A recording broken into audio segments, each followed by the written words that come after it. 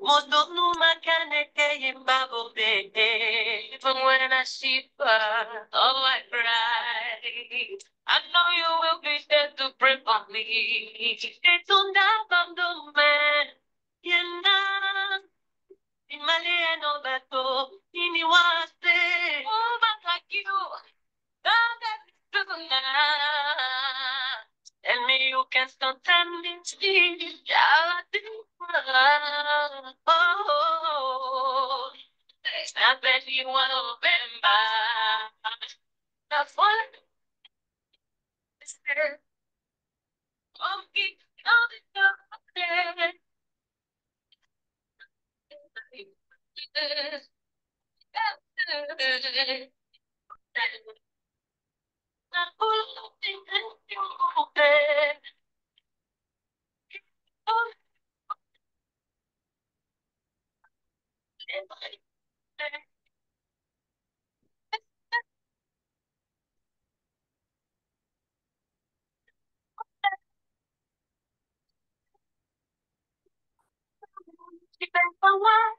My sister, you're not the man. You're not the man. You're not the man. You're not the man. My sister, you're not the man. You're not the man. My sister, you're not the man. So, man, you get it.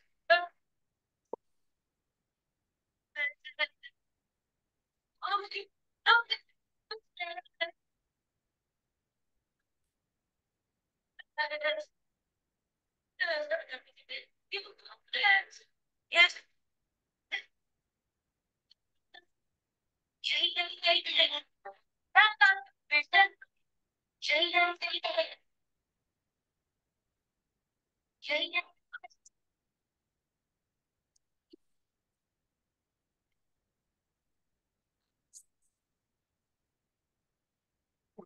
Um, I think we're going to start. We don't have to keep our guest or our guest speakers waiting. I just want to take this opportunity to thank um, all on the call first and thank our speakers for accepting to honor this invitation by writers of African origin in the diaspora to share with us their journey as women writers. We would like to recognize the Pan-African Writers Association at Tuskegee University Interdisciplinary Seminar Series and the Writer Speak series at Tuskegee University for helping put this event together. Let us remember that we are here this month of March to celebrate women. And the last time I checked, in the history of humanity, there is no man or woman that was not born of a woman. But I also, from religious history, learned that Christ was born without a physical father. So we have every reason to celebrate our women. We have to acknowledge them. They do a whole lot for us, and we take them for granted, but it is past time we continue taking women for granted. And the panel of esteemed and iconic women writers of African origins in the diaspora that are here to share their experiences with you.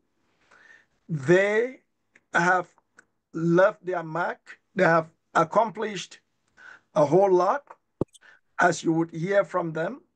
I am not going to take a lot of your time because they will have a lot to tell us and to share with us.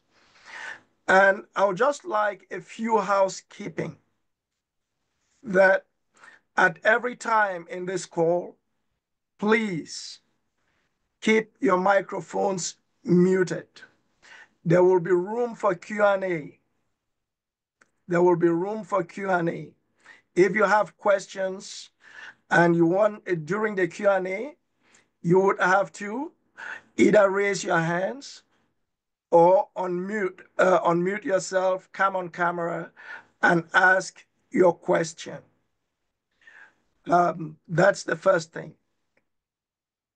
Next, I would just like us to welcome.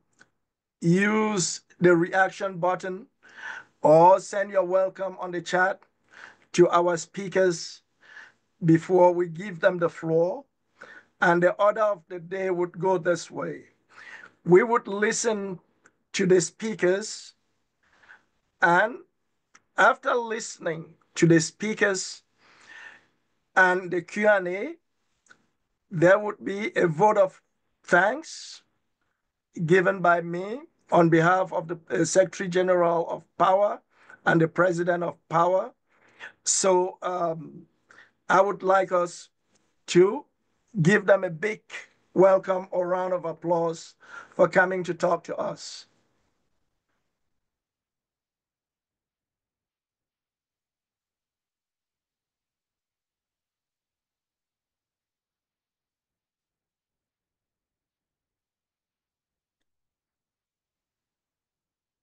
All right. Thank you all. Now, looking at, well, and for the speakers, let's do it this way. I would like us to have an order, or let's just do it as you appear on the flyer. We would start with Ms. Biswalo, Professor Fomusoi Kellem, Professor Ashutang Tang, Ms. Kessington, and Professor Ketura. That will be the order we will go. And I would just like to start off by asking you to tell the audience about yourself just in about 2 minutes, giving a hint to your journey in writing. So take it away. Thank you.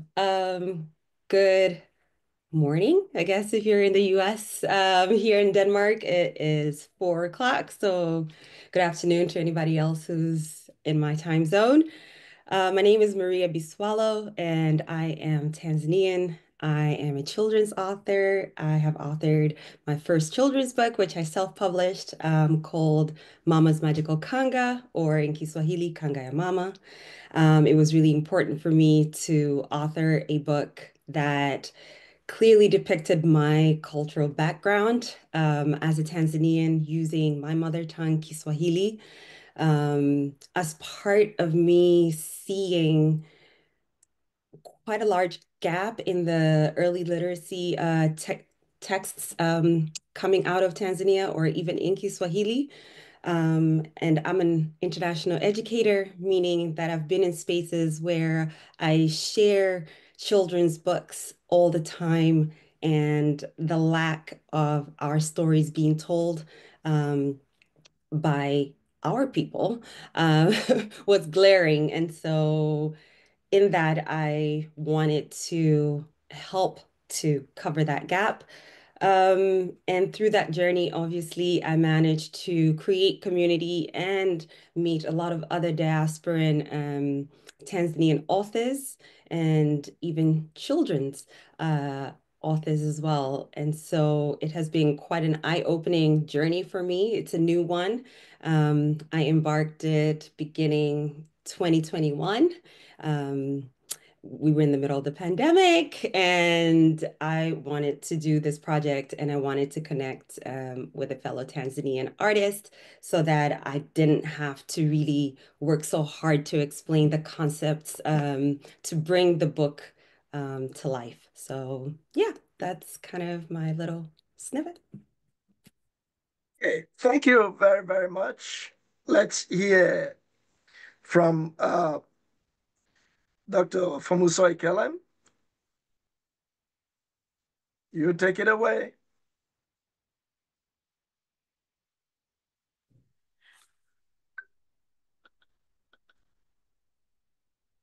Sorry, I was muted. Thank All you right. so much for having me. Yeah, my name is Elizabeth and my African name is Ango Fomuso Ikelem. So I'm a writer, an educator, an advocate for STEM, and a community developer. And my journey is kind of really scattered all over the place and has been shaped by my background in computer science, AI, and education, as well as my deep passion for empowering underserved communities. So I have authored books in healthcare, technology, in STEM, nonprofit development, social collaborations, and Christian social studies, reflecting my diverse experiences and in academia and community work. I've actually authored a fantasy book as well because my most favorite author is J.R.R. Tolkien. And writing for me started as a way of documenting my knowledge and to bridge gaps because I come from a culture in Cameroon where we are actually endowed with respect, culture, and an entitlement. I would say it brings the entitlement, a beautiful culture, but it has a lot of entitlement. And born as a middle child, you always have to stay stuck with your perspective. So I had to document my knowledge and whether in technology, education, or social impact. But over time, I became so pregnant. And it was a powerful tool for me now to inspire and equip others, especially the young people, and to see new possibilities in STEM, leadership, and personal growth. So that's me. Thank you. All right. Thank you very much. Dr. J, you take it away, Dr. J. Okay. I am Joyce Ashuntantang. I'm a professor at University of Hartford. I consider myself a storyteller, but in terms of published works, I would be labeled a poet first, but I still tell stories in my poetry. And I don't publish because I want to be an author. It is my way of engaging my world.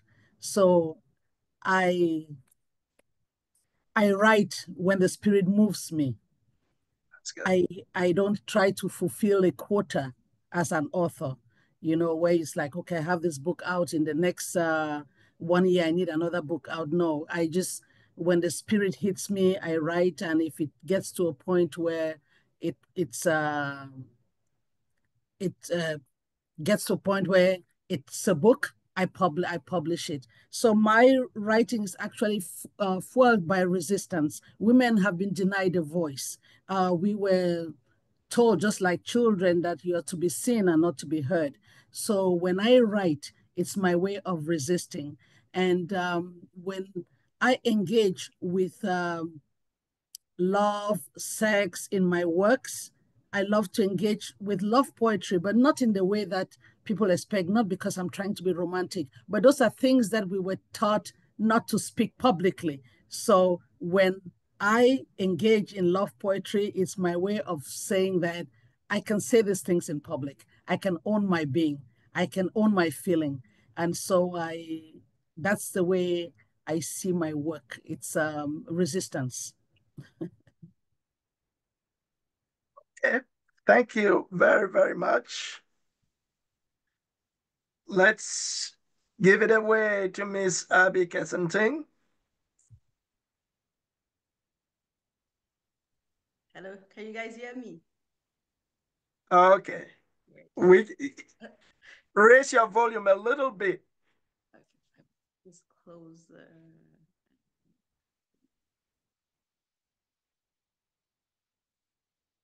Can everybody hear me now? Yes. Okay. So my journey has been such a topsy-turvy one because my foray into writing started in high school back in Nigeria, Lagos. My full name is actually Abimbola Kensington. And while in high school, we just write, and I was introduced to Wale Soyinka, flabbergasted by Telephone Conversation. And somehow I think I like literature, and I just started, playwriting and things like that. But after my university and while I was serving in Makurdi, I I met with an editor in Daily Independent and said, I think you write well.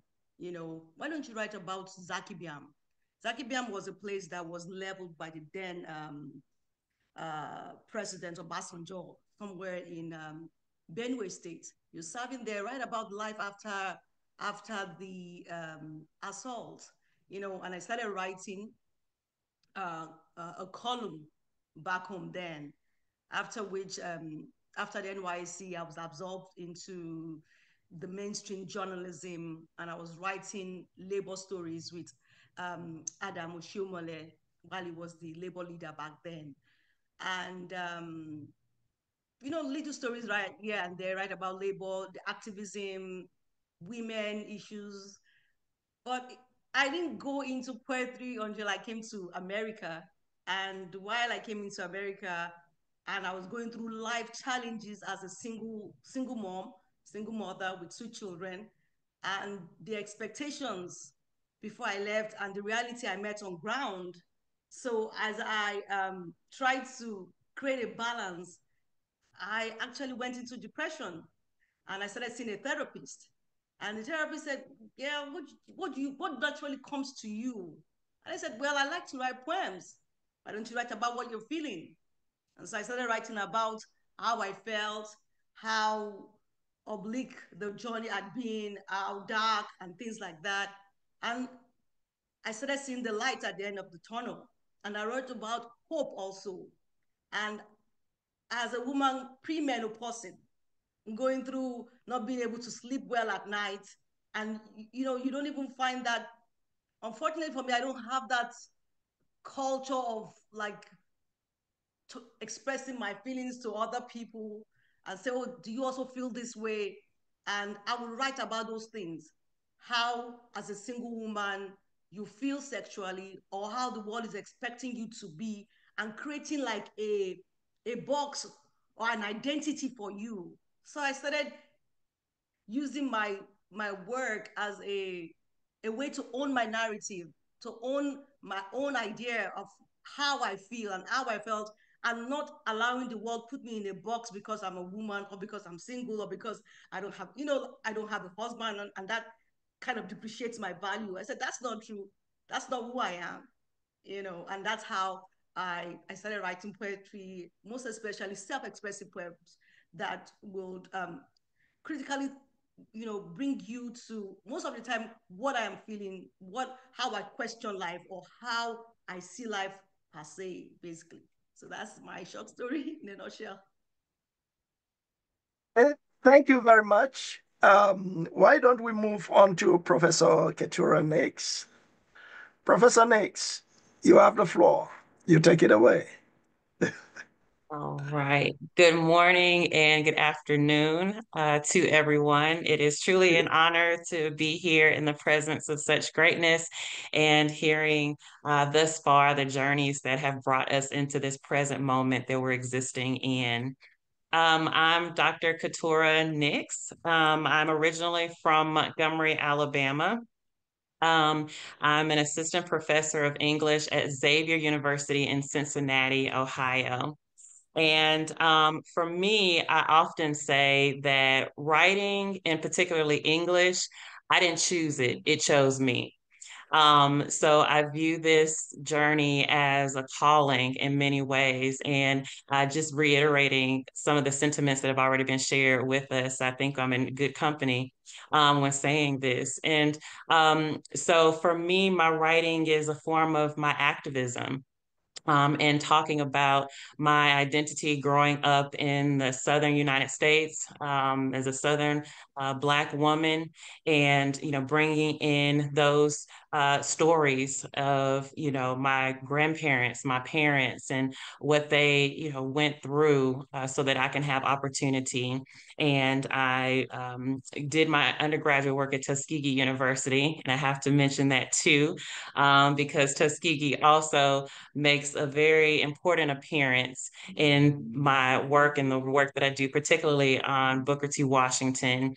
And in writing about Washington, there's been a lot of men voices in that story and in that history. And as I was talking about my experience in the rural part of Alabama, and in the cities of Alabama, there we're missing that really homegrown and the female voice in this experience. And I, came to find that, this is a form of activism for me to highlight narratives that are not often told in historical documents, in some of the literature, and some of the authors that inspired me in this process, especially the creative process as well, because I've competed nationally for poetry recitations, and I used to write poetry and do a lot of journaling when I was young.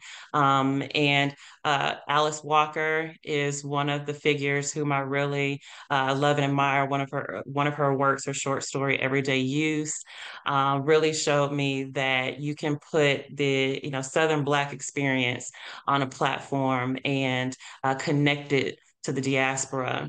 And so that's important for me. And so I would say again that I didn't choose this. It chose me. And I just, as similar has been spoken before, I let the spirit lead. And that's where I set my bar and standard, not necessarily for academia's, um, benchmarks that they set, but I know that I'm leaving a mark that is going to be a legacy beyond the years. So again, thank you all so much for allowing me to be on this panel.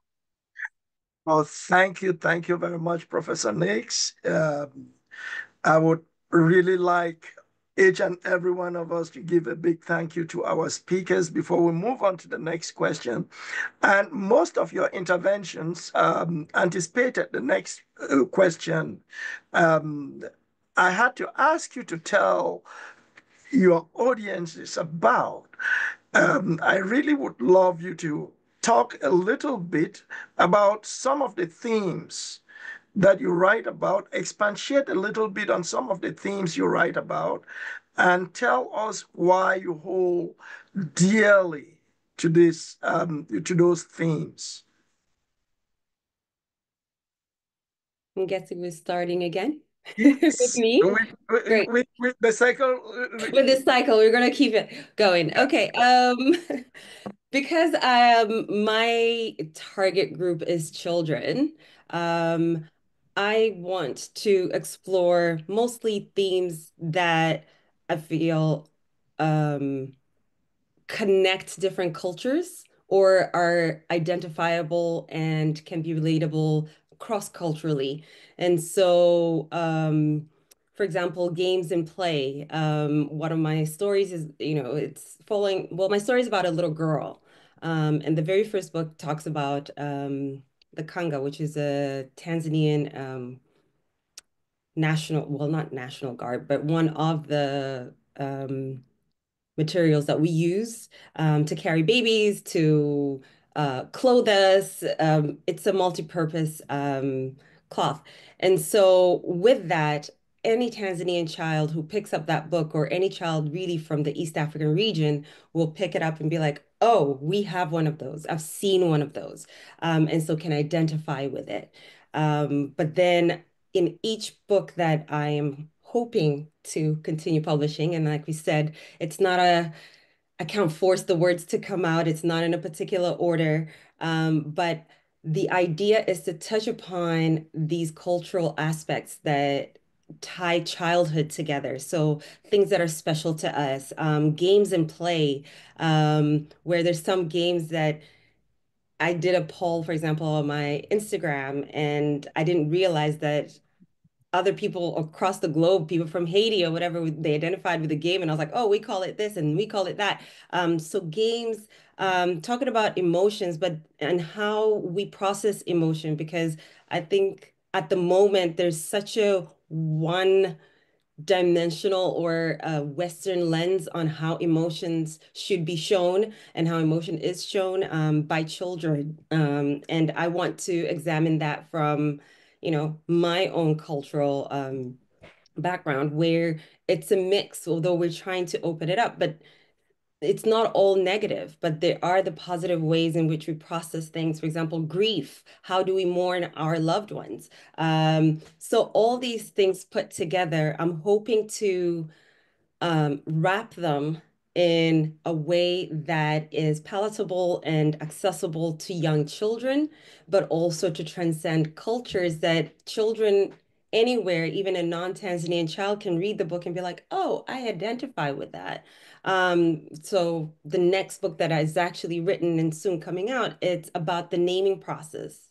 And in Tanzania, we have special ways. We have over 124 different tribes, and each tribe has its own traditions around naming their new family members. And so that part of it as well was interesting, because what we do in my dad's tribe versus my maternal lineage, it's very different. So I was trying to see, okay, but what are the similarities? And so those are kind of the themes that I'm trying to play along. And in each book, I always try to end it with a little descriptor of what we do in my culture, and then some guiding questions on conversations that parents can have, or the adults sharing the books with the kids can guide conversations around that particular theme, which for a long time, yeah, like I said before, I found lacking and missing. And as my culture is also very oral storytelling, like the traditions of storytelling is oral more than written. I'm trying to then sort of harness that and try to preserve those stories or aspects of those things in written form, and to document it for, future generations. And yeah. Okay. Thank you.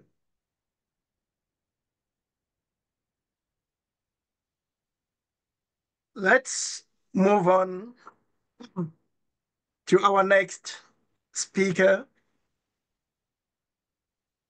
Professor Fomuso Ikelem. I think you're next. She's muted. Please unmute yourself if you are muted. Oh, sorry. Absolutely. Sorry, before you continue, for you speakers, leave your phones unmuted so you can pick up anytime. Don't mute. The audience could keep their phone, their microphones muted. Thank you. Go ahead. Okay, thank you. Yeah, I really resonate very much with Maria, and yes, my writing revolves very much around several keys, but philosophy, mythology, and morality. Which actually took me into the seminary and priesthood kind of thing. The thing is, our culture, the African culture, is a very beautiful culture when you see it from the big picture. You see a group of happy people celebrating together. Everybody brings a basket of food and there are drinks for people, and you think this love is the one that transcends the layers of people. But then there is a lot of loneliness with the singular sharing of love. People do not really connect. And there is a lot of double standards, as I would say. So I see cues, I see clues, and they actually pop out to me. So philosophically, I sit at the corner and observe. And I pick out these things. And my way of packaging is me and not really cause irritation in the community is to publish it so nobody really feels attacked. Nevertheless, you still get people who will come to you and think it was something directed to them. So that's the first part of my writing style. And then since I was always organizing STEM camps and competitions, or I have a club for that, I used to collect my materials and just to get these students have something to flow with. So that actually brought me into publishing little STEM books for children on electronics and kind of programming and stuff like that. And then there's the social collaboration and the theme of leadership, because the leadership in the African context is very complex. Everybody wants change, people to actually rule in the way they like. But we see that if a condition favors the leaders, especially the men in our community, they want to stay in power, they don't want to leave. And from a distance, we always think if we are the people, we'll do it different, but we don't. When the moment we come to power, we want it to be everlasting. So this responsibility of leadership, knowing where to keep your perspective and balance it up, that's another theme I passionately write about, for us to always introspect and do what we feel will be great for the deeper picture, not just the big picture of love we see flying out to us as Africans who are always very happy. Also on faith and social change. So I write about these themes because I believe knowledge is a catalyst for change, and my goal is to empower people to take action, actually introspecting as well as doing what they can do to bring the change. Thank you so much. Thank you very, very, very much. And Dr. J. Yes, I write, like I said, because I want to give voice to women. I want to be able to let the power of women show. And like I said, in spaces, the African culture has a way of kind of stifling that voice. But again, if you look at the traditional African culture, women had a lot of power. Then came Christianity, and that also stifled the voice even further in different ways. So between the culture and the Western religion, women have found themselves in a double bind. And let me just show what I'm talking about, how I use my poetry. This is a poem written as Eve to God. It's titled Prison Walls of Fruit. So that is revisionist for the paradise. It's Prison Walls of Fruit. Dear God, just a few words before I leave your sight. I felt ensnared in your Garden of Eden. You gave me words, then claimed my tongue. You gave me songs, then kept my voice. You gave me eyes, then took my sight. You opened your ears, but sealed my mouth. I learned to walk, but to nowhere. You gave me man, then kept his manhood. The one person who cared, you cursed him for good. So I don't regret living this prison walls of fruit. So that's the poem I wrote in defiance. That doesn't mean you will not see me on Sunday in church worshiping the Christian God, but that is the kind of questioning I do in my work. And when I come to love poetry, it's the same thing I do. When When we were growing up, it was taboo for girls to talk about love. Boys can say whatever they want to say, but women are supposed to be nice, virgins, no love, nothing. And then until it's time for marriage, then suddenly you're supposed to be prepared. So when I talk about, I write about love, I'm writing to say, I am old, I can do what I want to say, and you can label me however you want to label me. This one is titled Into the Beautiful Fire. I want to come to the forge with you, to see you fashion a new life for me. The tongues of fire licking warm juice from the pores of my body. I want to come to the forge with you, to see you flaming hands sculpt words that travel from my navel, disappearing in that abyss of bliss hidden from sight. Let me faint at your feet in that forge and feel your mouth breathe life from your rivers. Pray, let me come to the forge with you, measure my sweat with a goblet of your heart. Another thing that I've noticed in my writing that has been forced on me is that I write as a diaspora writer. Now I am far away from my country. It's not something that I consciously started writing like that. But when I look at my writing, I see that I am a writer in exile, even if it is self-exile. So if you look at the works of, let's say, Cameroonian writers, and you look at my work, you will see a certain distinct loneliness and longing. And I would end with this poem about a song that I had loved when I was in Cameroon, when I was at the university. And I started looking for it.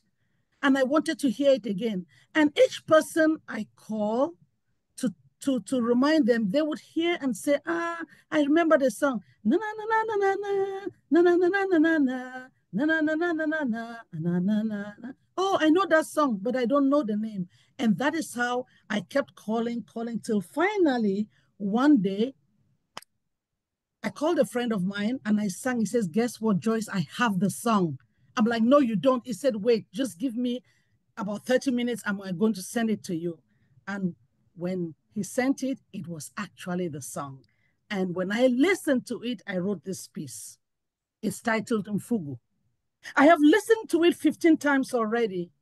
What was there in my voice that sent you searching? How did you see beyond my now to reach my exiled soul? I ride the rhythm into the Atlantic. Like slaves of old, the waves lead me a return trip to ancestral shores. Shoulders tell in back and forth motions the story of the Sosobala and Akomamba's gyrating children. I stamp the ground and my cry beckons from the belly of Balafons. My self-exile is a map I refuse to draw. Thank you. Thank you very much. Let's continue and hear from the next. We have a lot of questions. I'm sure you've reserved some of those pieces again for later. Yes. Okay, thank you. Let's, Miss Kensington, you have the floor. Okay, thank you. I did enjoy a lot of your poems, Professor Joyce. That was a good one. Well, for me, I write as a Nigerian in the diaspora. You know, somebody said, oh, why is your poem not about activism? And I said, it is activism, but it's veiled in the gentle nuances of being a woman. You know, it's, I write about resilience. I write about love. I write about how I feel. Sometimes, especially when you are being boxed to say, oh, because you're from Nigeria, everybody's writing about fighting against the government, about poverty, about things like that. I also write about that, but from the point of view of somebody who's lived,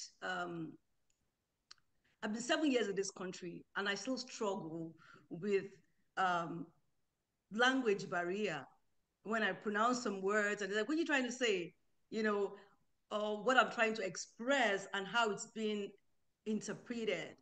And so I owe it to myself to own that narrative and express the way I feel by putting them in writing, most especially in poems.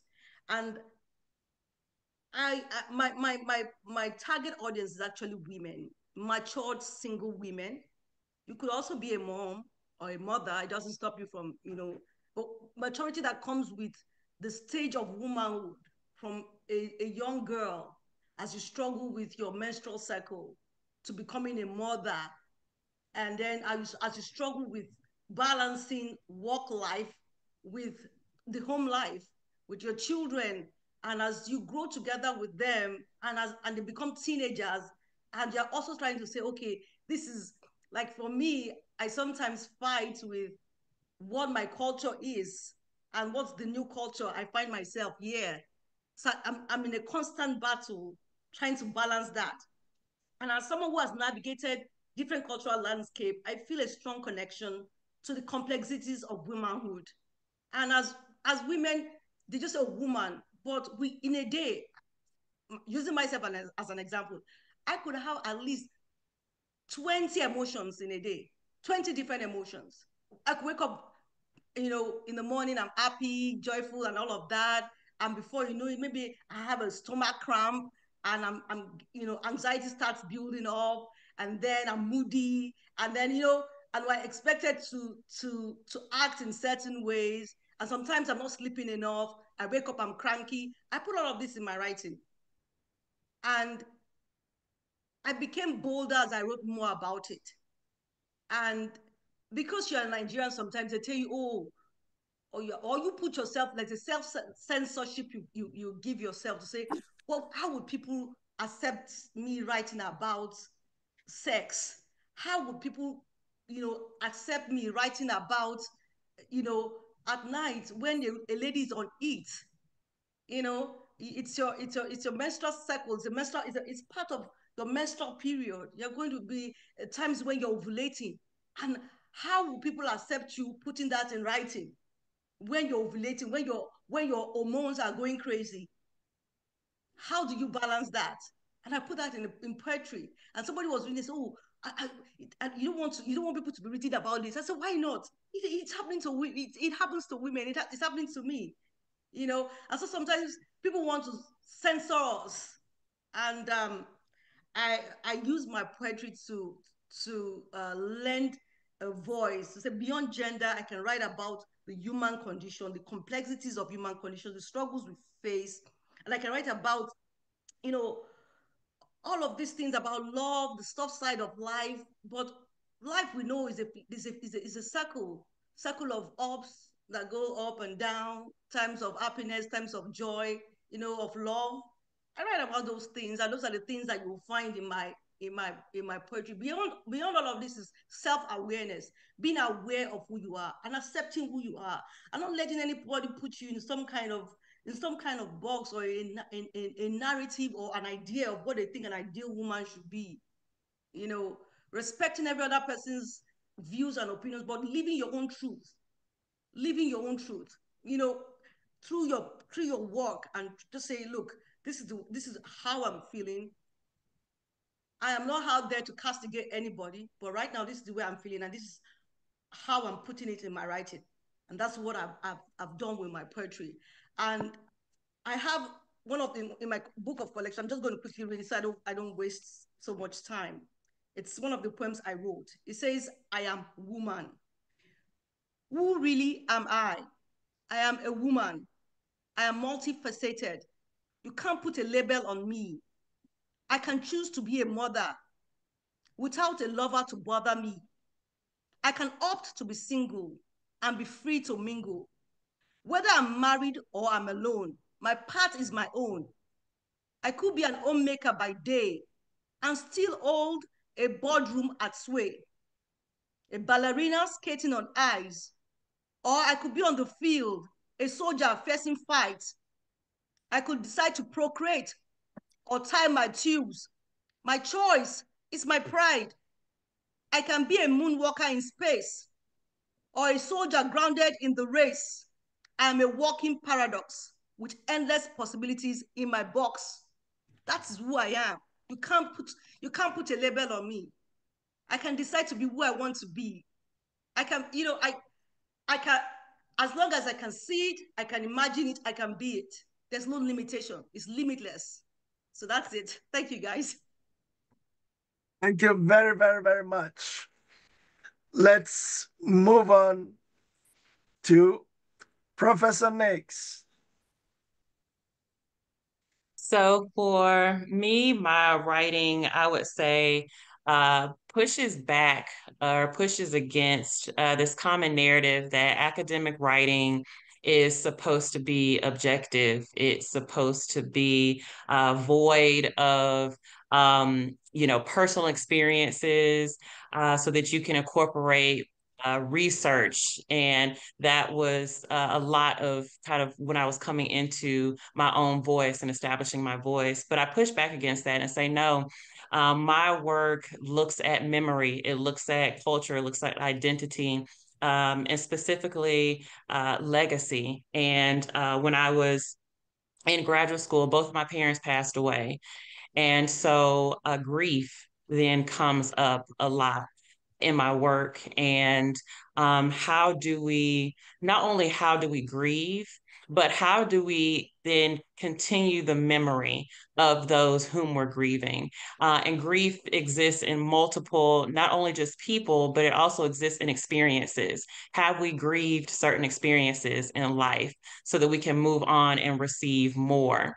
And so, and to live and be in the present. And so that shows up in my work and what inspires the content and what I try to bring into that. And as a woman, I approach that with woman characteristics, the intuitiveness of this work and the care that goes into it, the nurturing that goes into it, often qualities that can get overlooked. Or not valued, that women that we have, but I bring that voice and try to bring that agency of womanhood into anything that I am coming up with, whether it be reflective essay, because I do a lot of nonfiction essay writing. And within that comes the stories and histories of my mother, who, though she passed away from cancer when I was just starting my first semester in the master's program. She was, one who wanted to see me go on and become Dr. Nix eventually. And so, and then after I had received a key point in my PhD journey, my father then passed away. And so those were some points when people said that I thought you would have given up. Well, that's not a part of my DNA. Resilience is, keeping and moving forward is. And so in the work that I do too, I talk about the African American experience, and that, a lot of people relegated just to the beginning of slavery, and that's not where our story began. We have to take it back to the motherland, and we have to talk about the innovation. We have to talk about the ingenuity that existed well beyond colonization and well before colonization. And so that is bridging. I view myself a lot as a bridge between culture, between the diaspora, and writing about that and also teaching it because I have a teacher's heart. I come from a lineage of teachers and preachers. And so that makes its appearance in several ways in just the work that I do. And showing my female students as a professor too, and showing my female students that you have so much liberty and agency in the work that you do and the work that you can do. So do not think that you're boxed in based off of a particular standard, no matter what field or industry that you're going into. Just know that you are a trailblazer. Every person is uniquely designed and is a part of this beautiful tapestry that we call this world. And so no position is small in this larger picture. We all have a role to play. And that comes up, in several points and aspects in my writing too. And again, just talking about the illumination of stories, the illumination of resilience from, people of African descent, no matter where they find themselves in the world. And so I carry that. I really carry that with me, and especially into the classroom. And I can't escape it. I remember I had one of my professors there at Tuskegee, Dr. Nkrumah, who's retired now. She was a great mentor of mine, and she's now enjoying her life post-retirement. Dr. Indy knows Dr. Nkrumah very well. And so she told me when I was just a freshman in college, starting out, I was actually a nursing major when I started out. So that's often why I say English I did not choose it, it chose me. But Dr. Nkrumah, told me, I would sit in her office and she told me, Keturah, you can't run from what's in your blood, meaning I didn't want to be a professor. I didn't want to teach. My dad was a teacher. My mom was in education. And to me, that did not make money. And I said, I need to, go into a field that also I can make money and provide. But when when Dr. Nkrumah said that to me, I knew that she was speaking and could see things that I could not see. And so, and make a long story short, I changed my major from nursing to English and focused on some of the earlier writings of the Harlem Renaissance writers and just the beautiful poetry and liveliness and vivaciousness that emerged from those works. And I don't regret that decision. And now I find that when I show up into a space, it's those experiences that make appearance. And I have a selection here. I don't know if it's a point where we'll share a little bit of our work in writing, but I'll just share a little excerpt here from one of the current articles that I've worked on. And it looks at teaching, but I looked at it through food and food culture, and particularly in the African-American experience. And so for me, my story is through my mom. So it's just a little excerpt, if you will. And I write, my mom was a vibrant, sweet, and regal woman. Her faith in God was a pillar of strength for those who found themselves in her presence. She passed away from multiple myeloma, a cancer of the white blood cells affecting the bone marrow.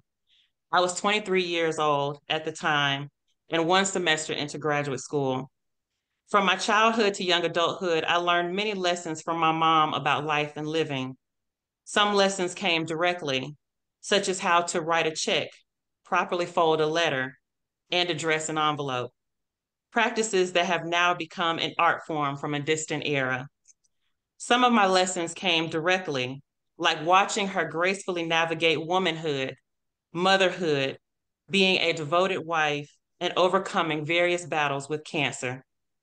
There were many activities that yielded these lessons. Car rides to and from school, church, and extracurricular activities, kitchen talks over prepared meals for family and friends, listening to her chat with our next door neighbors, watching as she helped those in need, seeing her greet strangers and familiar faces, and watching her lend support to the best of her ability.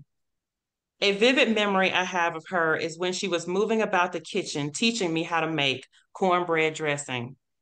This Southern dish is a classic among African-American holiday meals and is usually accompanied by greens, baked macaroni and cheese, candied yams, cranberry sauce, and an assortment of prepared meats. She stood over a large black speckled roasting pan, first crumbling plain cornbread that had been prepared a day earlier. It's better to have the cornbread sitting out in advance, she said. I made a mental note of this as she then showed me how to chop celery, green peppers, onion, and boiled eggs. Next came the seasonings, salt, pepper, poultry seasoning, and a little sage. To bind it all, she added the liquid and drippings from the turkey that had been slowly roasting all night in that same black roasting pan. She also tossed in a few pieces of turkey to make the dish heartier. To top it off were a few pats of butter tucked neatly into the semi-wet mixture. The next part, which was important for me, was tasting. The aromatic smells from that now vintage black roasting pan have since been etched in my memory. When putting the pan in the oven to bake, my mother commented that there were various ways to make cornbread dressing. So it's okay to play around with different combinations based on people's preferences and what you feel inspired to cook. The most vivid part of that cooking experience was my mom's hands. They became a measuring tool, a chopping board, a mixer to combine the ingredients, and a utensil to sample and determine if something more was needed. Touching the food and giving each ingredient proper attention and care, for me, captured the essence of soul in African American soul food. So this is just a sample of how I like to keep that memory and that legacy going of family. Thank you. Thank you very, very much. This has been really breathtaking.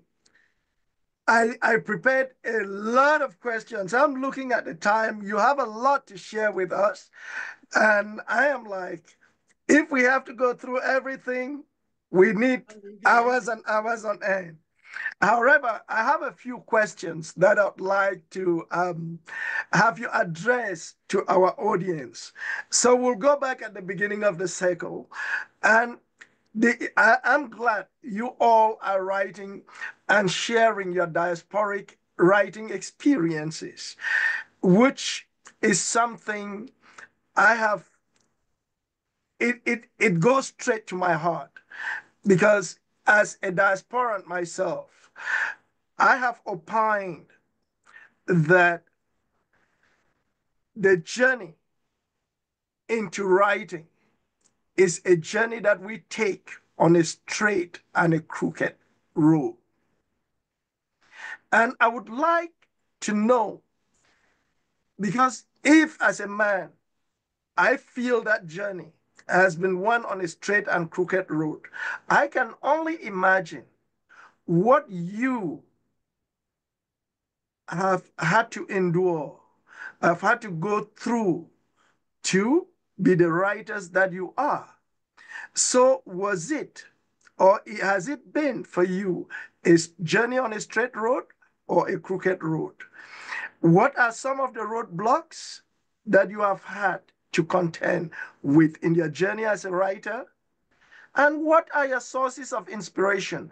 I know you have already elicited some of the sources of inspiration, but with writing, there is more than just one source of inspiration. So let's go back at the beginning of the cycle and start with Ms. Biswalo. Thank you.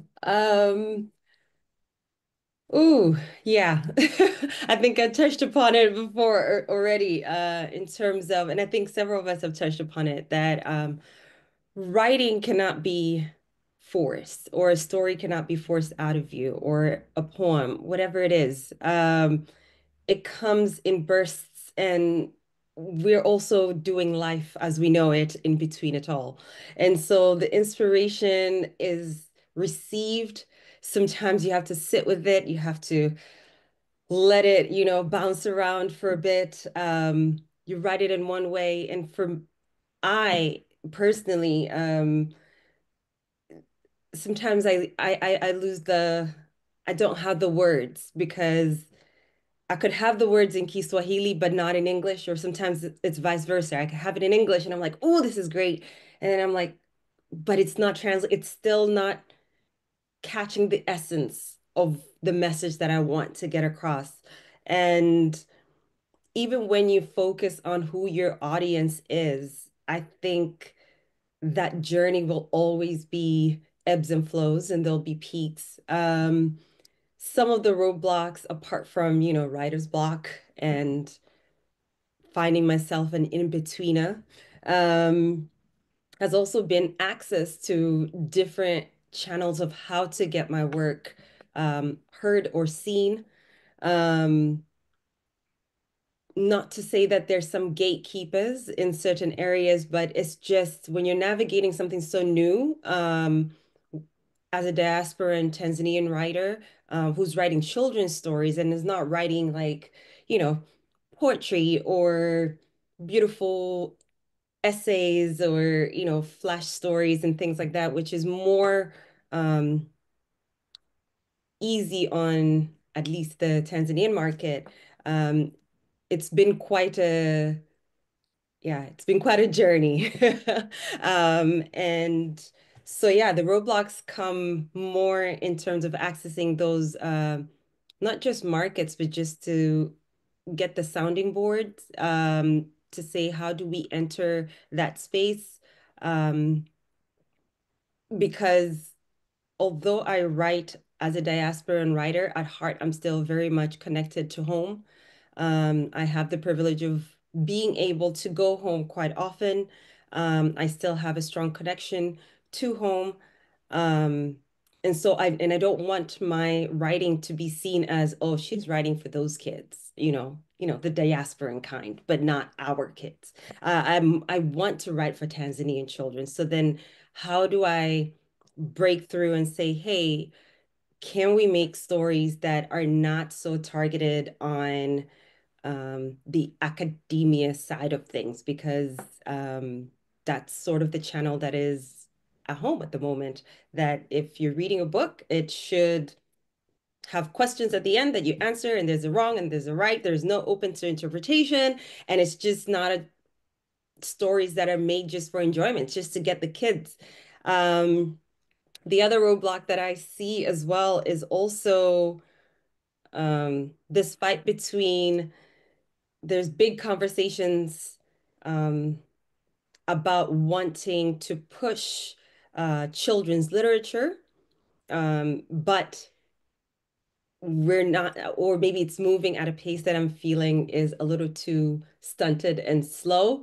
And we don't have a good group of both diasporan writers and writers at home who share the same energy to make this dream of ours come true, which is to get early literacy literature and picture books available to children, and to get artists on board who are able to help us support that.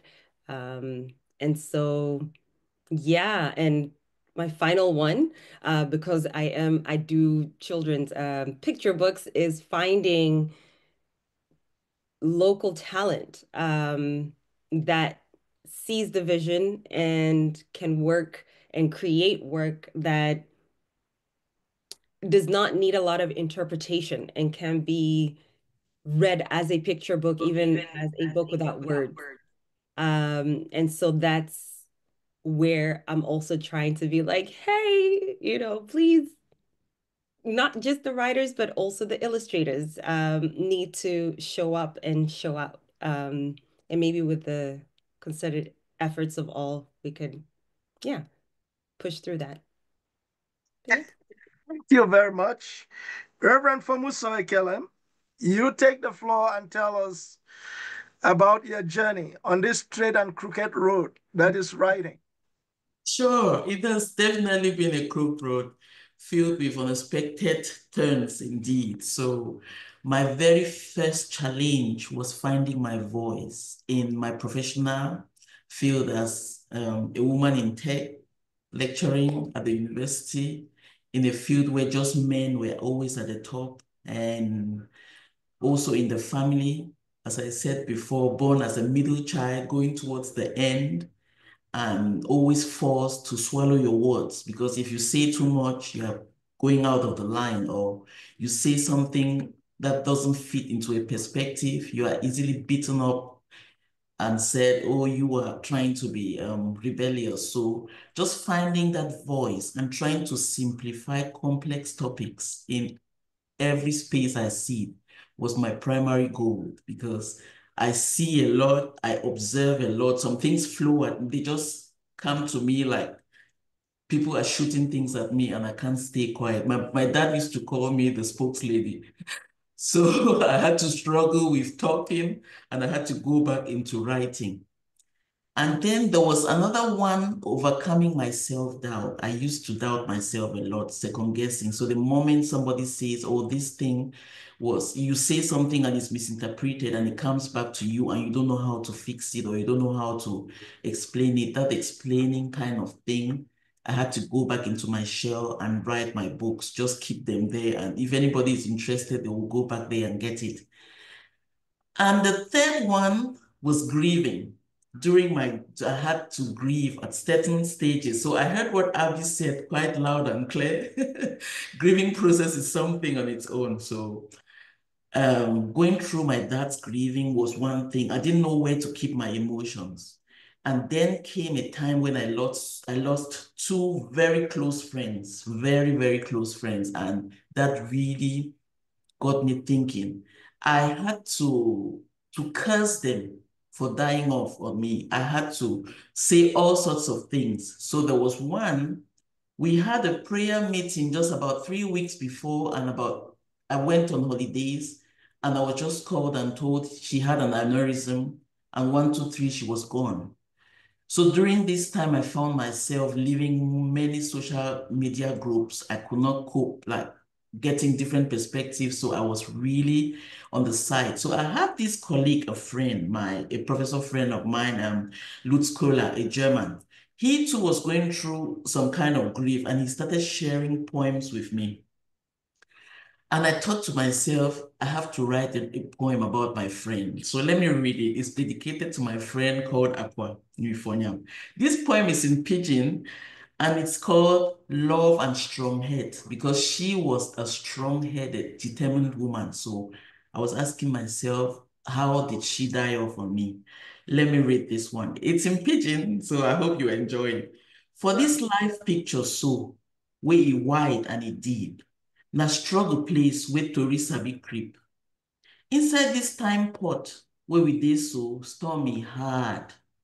Make flame dey burn, make it shine even for jaga jaga yard. See pikin wey wear innocence like cream. Through youth wahala, e dey fight show e dream. Each level get e own joy and get e silence plea. They grow, they suffer like tree wey e strong head. Then big age go land with wisdom wey pure. Carry experience join, e waka with sure. Flame go ripe, e go shine well well. As evening dey whisper, night dey ring bell. For night, e final hawk, wey e quiet as e be. The flame for body go join star for sky. Just see, with moon wey e dey shine soft, star wey e dey glance, dey dance forever, where love and peace dey advance. So correct person, carry your flame dey shine. Waka through day, survive through night time. Inside love and peace, wey e be correct mix, find life pattern, e be sweet fix. So that's me. I wrote this one in 2023. Thank you. Thank you very, very much. It was so wonderful. What I like about poetry, I would steal the show for a minute, is that poetry is like music. You don't need to understand the language to know what the poet is writing about. The music of the poem, we could feel the emotions. You create the rhythm so well that, we can only doff our hats and also empathize and share with your loss. And I will say sorry for your loss as I give the floor to our next speaker, Dr. J. Well, thank you so much. And you talked about our experiences in the straight and narrow path. What I want to say about writing and publishing the kind that we are celebrating here is that it has to take place supported by certain structures, publishing houses. When I was growing up, I was lucky to have parents who were educators. So they encouraged my voice. They realized that I loved stories, I love literature. They encouraged that. But they did not see a space that you can publish, you can publish a book. So I was encouraged to do my little poetry recitations at Sunday school. I was encouraged to become a performer. And that is how I got known in Cameroon as a TV and stage actress. But even my teachers never encouraged me to write and publish because they themselves were struggling to find publishing houses. In Cameroon, we didn't have publishing houses. It was printers. Edition Claire was the only publishing house, and it was publishing just Francophone writers. And so I was writing little things and performing on stage, but the idea of publishing them never came to mind. And until 2008, and I was in the company of the great poet, Professor Niyi Oshundere. I invited him to Cameroon to be a keynote speaker. And he spent a week near me. And one day he just told me, he says, poetry comes naturally to you. So you don't realize, he looks as if you don't know you're a poet. Have you published a work? I said, no, I haven't. But I have written, I've been writing since publishing things on notices boards when I was in high school. I even took a poetry award in Seka Baptist College. And she says, you have to publish. He says, you say you speak poetry. And when I got back to the US, Professor Oshundere said, don't write to me if you don't send a poem. Mm-hmm. And that is how each time I wrote to him, I sent a poem. And my first collection of poetry, A Basket of Flaming Ashes, came from that effort. So I would say that the absence of publishing houses was the first roadblock. And then when I found this opportunity now that I could publish, the next block is self-doubt, imposter syndrome. Do I really have this voice? Who am I to speak for women? Who am I to become a representative? Am I arrogating to myself a position? And so that self-doubt each time you write. But the good thing about it is that for me, I've had opportunities to go to poetry festivals. And each time I perform and see the feedback, I am encouraged to continue writing. Then as a woman, you have a stumbling block of finding what Virginia Woolf had talked about, a room of one's own. We are cluttered. Where's the space to write? You know, writing is such a bourgeois activity. You need space, you need calm, you need, well, we don't have that luxury.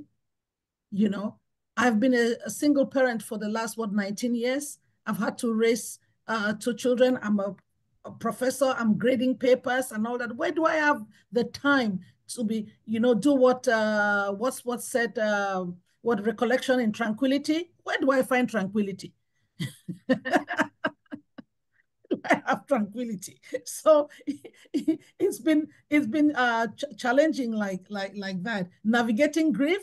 When I heard all of you talking, just when I was beginning to come to my own, going to the university, I lost both parents in a car accident. It's the story of my life, you know. But the good news about it all is that education, when you are trained, the more knowledge you gain, you feel empowered that, okay, let me do something in my little in my little corner, and you keep going. The doubts don't go away. Every now and then they don't go away, but the good news is that where I am right now, I overcome them and keep going. And when you get feedback, in fact, right now on my Facebook page, 2 days ago, I published a glowing feedback that a random stranger sent, stranger that I did not know, met in a poetry room, and she went to my website and wrote this glowing feedback. And that is what helps. When you get feedback, it tells you that, you're doing something. You write something about your experience, you share it, and you hear some woman in Thailand saying, that's my story. You hear some woman in Indonesia saying, that's my story. You hear some woman in Kenya saying, that's my story. And so you keep going. So I have a publisher now, Spears, that has also given me another platform, you know. So the stumbling blocks are there, but I think that gradually we are finding a way out of the narrow path. Thank you very much. Thank you. Miss Kensington. Wow. My path has been extremely tedious, to say the least. The experiences are particularly in the last 7 years. And that actually pushed me to the, to the edges of my, of my existence, to question a lot of things. And like Professor Joyce said, how do you manage being, finding tranquility in memory when you're faced with a lot of pressing challenges, ahead of you? And the number one roadblock for me was economic challenge. I'm just barely having enough to pay my bills, to have the kids settled, and I'm thinking about publishing. So for a long time I just wrote the poems and never thought about publishing anything. And when I went into depression and I was going to therapy, and my therapist had asked what I like to do. I told her, "What? I write poems and things like that." She said, "Continue writing them." And that's how I had like a collection of poems. And I'm like, "But I don't, writing can't," I kept telling myself, writing can't pay my bills. This is the reality. How am I going to live on mere writing? I'm not even a scholar. I have a day job to keep this roof over my head. And that was one of the major roadblock for me. But the moment I was able to get my bearings together and clean my face of my tears and say, okay, look, I have all of this. I am not going into writing because I want to make money. If the money comes, great, but I want to put my emotions out there, because I know I'm not the only one who feels this way. I can't be the only one who feels this way as a human being or as a woman. And somebody needs to read what I'm going through to maybe also empathize, or to, find some kind of, to relate with it. And so somebody said, you can self-publish. I thought it was a joke. And that was how I self-published my works. But before I did that, I was introduced to what we call here in Houston. It's called Write Space Houston. It's an open mic. You go and write. You go and read your poems. And that was the first time I understood what it called oral poetry. People will come and just flabbergast you with words, and like, oh my God. And one of those days I developed the courage to go and stand before people and read my poems. And I had a lot of feedback. So I said, okay, maybe my poems are not so bad. Maybe people like it, and I started going to those shows, reading my poems. And that gave me some kind of leverage to fight against my self-doubt and the anxieties that will creep on my mind, to say, look, I have something good to push out there, for somebody who needs it. And I self-published my work. And after which I started also getting involved with poetry contests, or like a book of collection or anthologies. And I would just send my poems, and I'll get a mail, you've been selected for this, you've been selected for that. And that kind of encouraged me to keep writing. And the roadblocks will be there, but you must learn how to either grow longer legs to jump over them, or you learn to maneuver those roadblocks and continue, because you need to understand that it's a journey. And while it's a journey, you need to enjoy the process if we eventually get to an end. But it's for me, it's been economic issues, finding my voice, trying to get my voice out there. And you know the emotional toll it has also had on me as you know a diasporan writer struggling to break into the local literacy scene here. And also the loneliness of writing in exile. You're lonely here. Sometimes there's no community to share it with. So those are the kind of, you know, struggles I find in my path, and try to manage my emotions, weighing them, weighing my stories, my trauma, and trying to, avoid discrimination. As an immigrant here, we face a lot. And so those are things that have been roadblocks, but I'm learning to jump them anyways. Thank you. All right. Thank you very much. Thank you very much. Just remember, the remark goes to all of you and the roadblocks before I get to Dr. Nix, that great poetry is created under great pressure. Remember, without pressure, we would not have diamond. So the more pressure you have, that's why when I listen to some of the poems you've written, they are so finely tuned.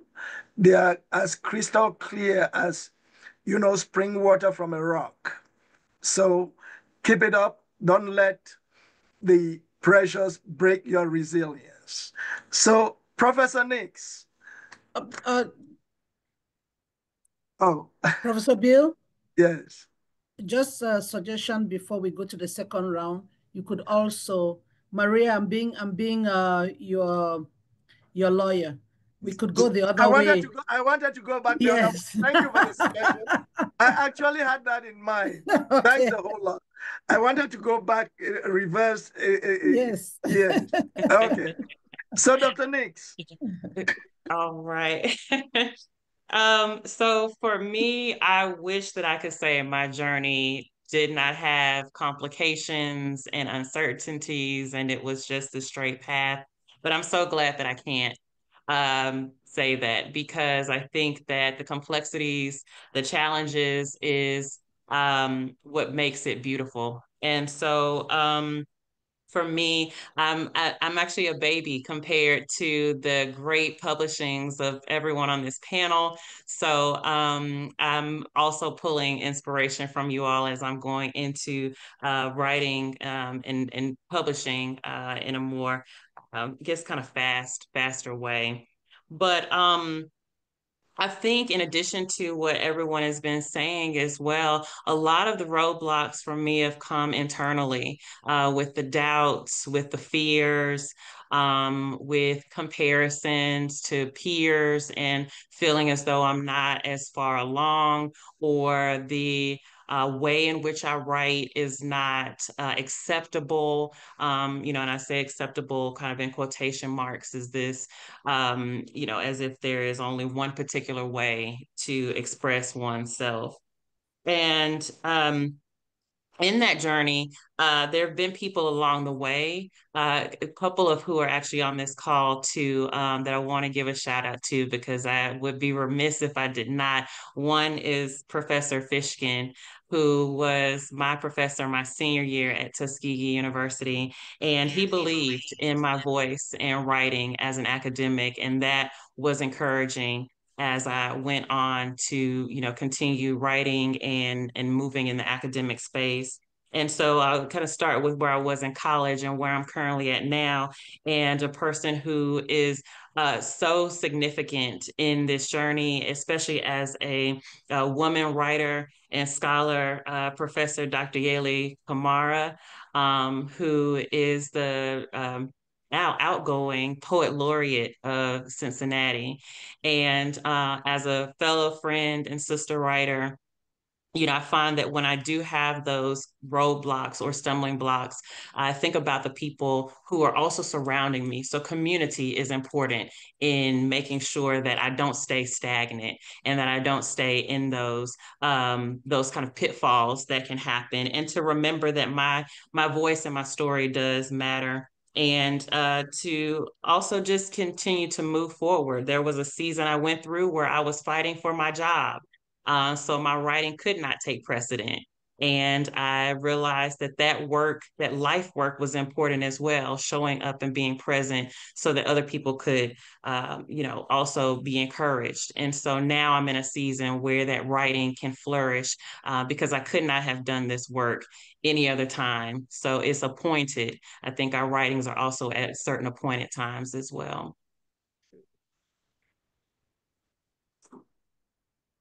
Thank you. Let's start with you now, and we'll go back up. Okay. And Okay. the next question, I just want to give us one or two more rounds of question, and we'll be done. Okay.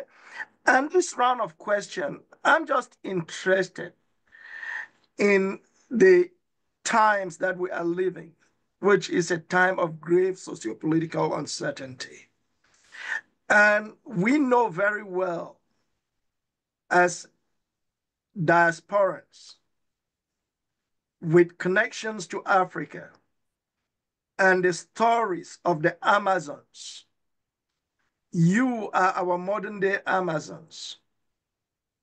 So the question I have for you is that how do you see yourself as a writer using your writing to play the role the Amazon of yesteryears played, right, in protecting our communities, our countries back on the continent? Such a great question. Well, given the current socio-political climate here in the United States, I find that my work has an urgency to it. So I think that there's an urgency that it can't wait. So that means that those previous seasons where I may have had doubts and worries and fears that can't exist right now. There's no time for that. We have too great a work to do. I feel invigorated because I know that this work and this evidence on this call as well, that we're working in different parts of the world. So I feel very connected to this. I don't take this responsibility for granted. I do think this is a responsibility. I view myself as that, not only for just the women, not only for my nieces who are in my family, not only for the students that I teach or those whom I come across, but also for the men to see and to know that there is not only just strength. I think sometimes we can use strength as this umbrella term and don't realize that there's a lot that goes into when someone is viewed as strong. But for people to see, all people to see that their strength and vulnerability, there is strength in being able to communicate and express yourself and concepts that are maybe counter to the culture. So I do view, especially in these current times when there's a lot of uncertainty, um, I'm a woman of faith. And so I pull heavily on that and my belief in God and that there is purpose and that Romans 8:28, all things work together for the good of those who love the Lord and who are called according to his purpose. It didn't say that all things were going to be good, but it said that all things were going to work for the good. And I view that also in relation to people and community, that we all have a role to play. And so for my role in this, I'm just grateful, and I lend myself to however and wherever is needed. If that's being auntie, if that's being friend, if that's being student, if that's being professor, and it's still even being daughter. Even though my parents are not living, I still keep their memory going too, because it says to honor thy mother and thy father in thy days, that it may be longer. So I still have to give them honor. So that's how in that I can go on, but I'll stop there. All right. Thank you very much. Thank you so much. Abby, let's hear from you. Okay, well, it's a great time to be alive. There's a lot going on right now, and for me, the shock actually came just right before COVID with the issues of the guy that was killed while he was just jogging in a white neighborhood, the black man who was killed, and John Floyd that was, I started having a lot of anxieties and palpitations because of that, because I also have a black son, and I know the color of his skin is, there's a stereotype here, and it gives me anxiety. And I remember I penned down this poem, and it was a poem that was inspired by Professor Wole Soyinka's telephone conversation. I called it Eavesdrop on Telephone Conversations. So while time traveling on the passage of literary works, I collided with a one-sided conversation over the phone. Leaning close to the whitewashed wall, like a gecko, my ears raised like antennas. I heard you blatantly state you were African and ate a wasted journey. Instantly, I felt gratified, inflated, and with pride, because I also identify as African too, sojourning in the diaspora. But my joy was short-lived, with a cryptic question echoing from the receiver. How dark are you? Are you light or very dark? At that point, I was thrown into a reverie of my own. My present day realities, the microaggression of a warped society. All I saw was the colors of poverty in the shades of Black and brown, painted in the nuances of economic oppression and racial discrimination. Here in America, where I live, it's borderline criminal to be Black. The police kneel on Black necks and take away their breaths. Though the people chant Black Lives Matter, in truth, a lip service. As those with power say, all lives matter. A colored boy got shot for ringing the wrong doorbell of a white owner. Another one gunned down by the duo of a white father and son for daring to jog in the sun. Colored mothers like me, I implore their sons to walk circumspectly by the corpse to avoid being a corpse. 6 decades after your telephone conversation, very little has changed in the diaspora. Racism continues to blight the lives of colored people in America. As a Black person, I continue to bear the strain of racism. So that's the poem I wrote, inspired by Professor Wole Soyinka's telephone conversation 6 decades after I wrote that poem. And I live in that present day fear and reality here, you know, and have that conversation, not just with my son, but with his friends and with people alike. How do we maneuver this new political landscape where everybody is afraid? The whiplash political terrain, you know? So we will just, I use my writing to express those fears that these things are real. They might be trying to clean the history of slavery or the participation of what they seem or the idea. Because until I got here, I never knew that the way they taught slavery was so different from how we were taught back home in Africa. Totally different. And right now, they're trying to wipe it completely. So I tell my kids the real story of how it is and the people who participated in it. And yes, they might be trying to whitewash everything, but this is a society that is built on the shoulders of immigrants. And as an immigrant alike, Thank you. It's a voice I need to lend out there with my poem. Thank you, guys. Appreciate you. Thank you. All right. Dr. J. Okay, is that me or? Yes, you, Dr. J. You. Okay. You. So I want to say that unfortunately, this is not a new occurrence in my life. And for most Africans, this kind of violent assault on our sense of being.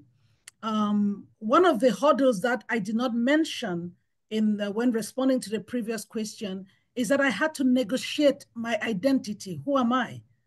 As I moved from places, from Anglophone Cameroon I had grown up there. The nation state, as I had it in my mind. When I moved to Yaoundé, the capital, I realized that the nation, as I had built in my mind, was not that. It involves something else. When Anderson says the nation is an imaginary construct, I believe that now. Because when I grew up in Buea, my sense of nation, I believed in the President Amadou Ahidjo. I sang songs of praise to the nation. And then I went to the capital and realized that the nation did not include me. My voice was under attack. When I spoke English in a taxi, I was made to feel I'm the other. In fact, in the university campus, I was called Le Biafran. I was a Biafra. They used that because we used to be part of English, of Nigeria, the Eastern region. So that kind of assault, it's something that I had to, how do I respond to it? Then I moved to the United States and discovered I was Black. Black had never defined me. So how do I respond to it? And then I realized that for some Africans, when they come here, now within that Black community, we have Blacks, we have Caribbeans, we have African American, and there's this play. And I had to see, who am I in this mix? Well, how do I relate to these others? And I found a voice. I told myself, I see myself as a descendant of the slaves who came to the United States. I can only imagine how they wish that a relative would find them. I can only imagine. And I see myself as one of those relatives that has come. And if I am here, I need to make their voices heard. And so right from Cameroon negotiating the Anglophone Cameroon identity, then the Cameroon identity and coming here, I realized that my work, so my academic work reflects in my written work. So I published Landscaping Post-Coloniality, the Dissemination of Anglophone Cameroon work, in which I showed the hurdles that Anglophone Cameroonians have to go through for their voices to be heard, and in doing so, bring out their voices. Then I went to my Routledge Handbook of Minority Discourse in African Literature, which I edited with the great Nigerian writer Tanaro Ojaide, where we looked at minorities in African literature. So minorities, not just women, but other minorities. And so in so doing, giving voice. So, and then I've contributed to over 15 anthologies of poetry, and a lot of those anthologies focus on minorities, whether it's the Hazara, up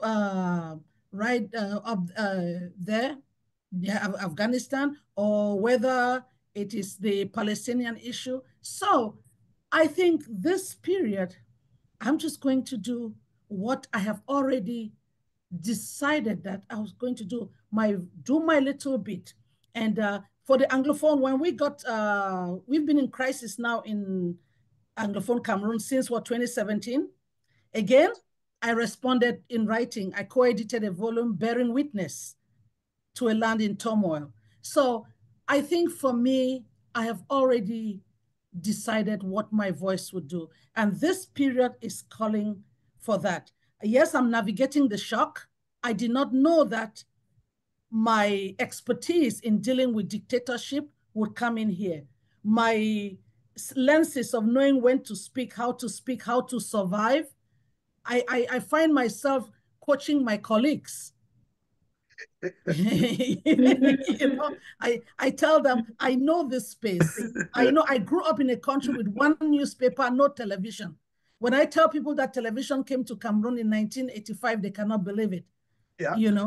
So it is a space I know very well. It is a space that I have learned to react to. And so many poems come to mind, but this is when I get upset. This is when I'm angry. And this is when my writing becomes a weapon. And I'm looking forward to it. I'm rolling my sleeves. Thank you. Thank you. Wow. Okay. Professor Fomuso Ekelem. Yeah, thank you so much. Yeah, I'll actually start with one of my books.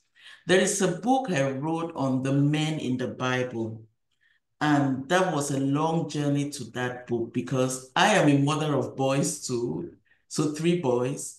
And there's one thing in Africa, the man is almost like the king. The boy child is always regarded, and the girl child is always like behind the line and doing something maybe in the kitchen or stuff like that. You always have to prove your worth. But there's one thing we learned very fast when we came to Europe. The male child is placed behind the female black. So when we go for anything to contest, the female black is practically always favored. I don't know if in America here, I've not noticed that so much because right now I'm on sabbatical and here, but in Europe, it's very pronounced. So my first son is a political boy. He's very verbal and really political. So in school, he was almost broken by one of his teachers, his math teacher. Before 16, they used to call him the math genius. And after that, he actually had to settle his way and became a history student. He didn't like maths because of that man. So he went into kind of a depression, and I had to drop him in school every morning for that. So we developed a culture of reading the book of Daniel. And due to a kind of divine circle, we were introduced to many kinds of different kinds of men in the Bible. Daniel was in captivity, but my son living in diaspora was not in true sense like in captivity, but also as an exile. Yeah.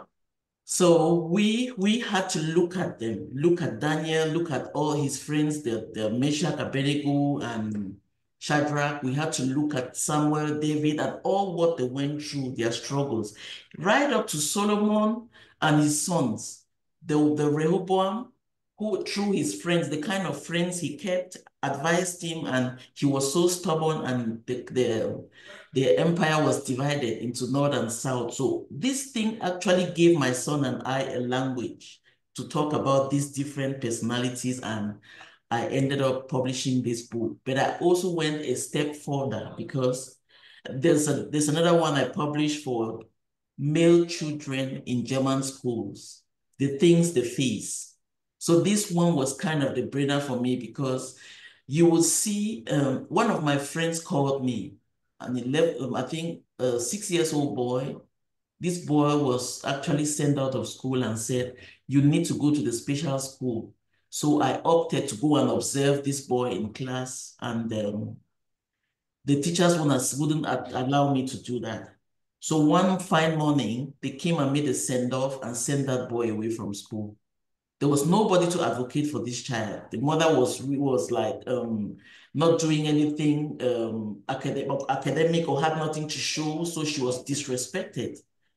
And I had to advocate for the boy, but still the mom had to take that child and send the child to Verviers, somewhere around France, that's this neighboring town to Germany, and the child had to go to a boarding school. So I asked myself, if you don't have this opportunity to send your child out of the country to have this boarding school opportunity or the financial means, what would you do? How do we do to attack the system? Because we always think of our girls, which is actually something to do. Yes, there's divorce going on too much. We see there's a disconnect. The boys are struggling to cope. They are struggling to have their legs on the ground. And the girls are becoming even stronger. When they pair up, things just get messed up. And 1, 2, 3, they are broken. Sometimes, so you really see there's a problem in the diaspora children. You don't know where to talk about it. So that gap was one of the things that I said, we have to simplify these topics and make sure we as parents, we know the difference. The narrative of the boy child in Africa is not the same narrative of the boy child in the diaspora. And having that difference. I have several friends who send their boy children back home to attend boarding schools, and it was even messed up more than we could think. The children got there and were so sick. They had to come back. The mixed culture, it helped them a bit. There was the discipline that came back with them. But you still have a problem in the diaspora child, especially the male one. Now, they call them the Gen Zs. They can't stay in jobs. The white people, there are studies, the white communities, the Caucasians, they have this same problem of the male children not wanting to go to school, but we face it even more. Our sons go to school and 1, 2, 3, 3 months, 6 months, they don't want to do what they entered to do. They want to change. After 1 year, they've wanted to change like 3 different things. So you start wondering, what do they want? There's something we are missing in here, because this generation we experienced Africa. We know the discipline, we know the love. We came here, we could survive. Now we are struggling to pass down this heritage, but the children are grappling with another culture which is pushing them out. So what do we do? So most of my writing in the community group had to do with this phase of understanding the technicalities between the male child, the female child, and what are their difficulties and how we could position them to stay in whatever they are doing, finish it, and even double what they are doing in any way. So so that's where my writing took me to. Thank you very much. Thanks a whole lot. Thanks a whole lot. All right. Maria. Yes. Oh, I feel like so much was already touched upon, but I loved hearing Dr. Ekelem's view from Germany, because my children are bicultural. They're half German, half Tanzanian, but growing up in Denmark at the moment. And we have faced similar challenges in finding or broaching those conversations of not just race, but also being othered in circumstances, because they feel as strongly German as they do Tanzanian. They speak Kiswahili, they speak German, they speak English, they speak Danish now. But they are always trying to find their identity as, who am I within this current context? And that has been my new project, where I am trying to start those conversations, or writing books, or trying to find ways to make it, yeah, to like conversation starters for diasporic children, who are, especially in the European context, where, yeah, they're facing a lot of pushback, and especially for male children. And I'm also raising 2 boys. And so how do you raise them to have a voice, especially when they see that they have a mother, a Black mother who's very opinionated and has a strong voice within community, but how can they have, the same privilege? Because somehow the Black male voice does not feel as strongly heard than the female Black voice here in Europe. And so then, yeah, I'm in the process of starting to draft. So my conversations around politics, or the politics of being Black, and is pretty new. And once again, because I do teach elementary in elementary schools, in international schools mostly, I think although the news is out there, the information is out there, people are trying to learn and get on the same page as everybody else, or to try and hear our experiences. There's still a long way to go. So I don't have any super concrete written work on it, but it's definitely conversations that are ongoing within our community here. It is something that I am trying to see if we can, or if I can lend a voice to, in creating, yeah, some context and conversation around with the young ones. Okay, thank you very much. I know we are a little pressed for time, but I would just want to ask you to take about 30 seconds or a minute maximum to address the next concern. Then let's give the audience the room for Q&A, because you fed us. Look, at the intellectual in me wants to keep hearing more from you. right? But I know the audience too, they have questions to ask.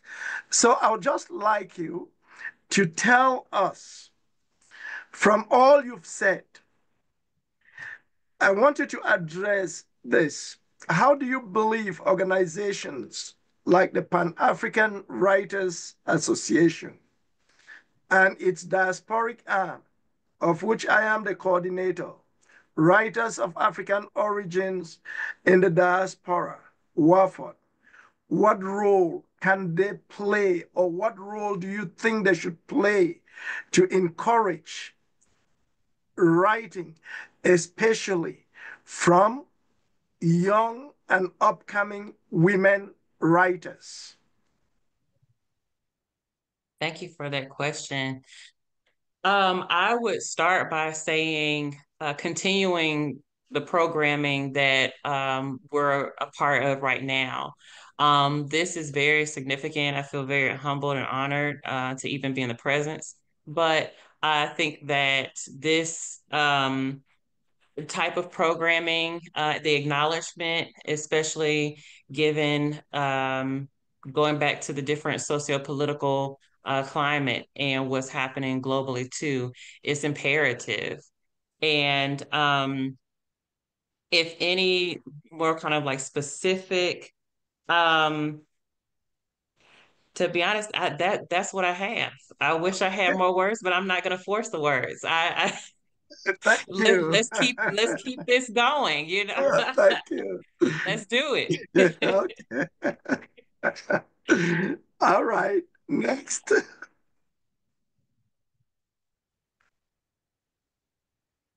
Yes, Abby, I think you're next on the call. Okay. I missed the line now.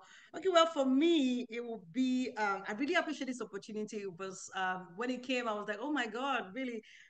So I would love the networking and community building to go on, and to like creating a safe space for us, especially as women writers, to connect, to share experiences, and to also collaborate on works, hopefully in the future, to also help with publishing and visibility opportunities for us in the diaspora. And, the list are endless: grants, financial support for writers, upcoming ones, and just building a safe space in general. Thank you. Thank you very, very much. Dr. J. I think that organizations like the one that organized this should do what you're already doing. And it's not just bringing the writers together, but you're also helping us to build the audience, the target audience for our work. I am excited that I just shared with my community, 5 minutes before coming on. And at least from what I see, 16 members from my community joined. And I am very happy about that. And if this continues, then you would also help to build that audience, because my committee, they know me. Now I'm sure they're hearing other voices here, and they would be able to pick a book from the other writers here. So it's very important for diaspora women and men writers, for that matter, to get an audience for their work. Yeah. Thank you. Okay, Dr. Fomuso. Yeah, that's really the thing, Dr. J. The visibility is really a problem, because writing is one thing, but getting the right crowd, the right community to buy and use is one other thing. And there's one thing that speaks to me also: mentorship and networking. So we focus on our own writing, but the new generation, if we could encourage them, really promote them, bring them in, and show them where we had our own crook parts, and so they can have it a bit lighter. That's really something. So that's support for visibility and mentorship is a way forward. Thank you so much for Power. This is really an honor to be here. Thank you. Thank you. All right, Maria. Once again, I think I preferred being the first one in line, because everything has already been said. You know, community, having a safe space, creating visibility, mentorship, all those networks. I think it is so important to keep building upon them. And this is the second opportunity I've had to, you know, to be in conversation with you, Dr. Bell. And it's really opening up my eyes and helping me to hear and to see other female writers, but not only female writers, but African writers who are having these conversations. And the most important thing is to have these conversations that then can help us continue the momentum and build it and yeah, make sure that it is long lasting. So thank you. Thank you all for your wonderful contributions. As I said, I will give the audience the opportunity to comment. And before, just give me a second, somebody's, all right. And before I give the audience that floor, I would like to call on the audience to actually react to the presentation by clapping. They should do their clap sign. They should, you know, thumbs up. I want to see all of those because you have done a phenomenal presentation. This is superb. And I would like to add that your recommendations are well taken. And this is just a first in the series. On the 29th of this month, we have another panel of women diasporic writers who would equally be talking with panelists from Guyana, Trinidad and Tobago, the US, Australia, and everywhere. So I would give the floor to the audience after I have seen their reactions. Hello. Hello. Yes, we said reactions before questions. I did. My reaction is there, thumbs up. Okay, thank you.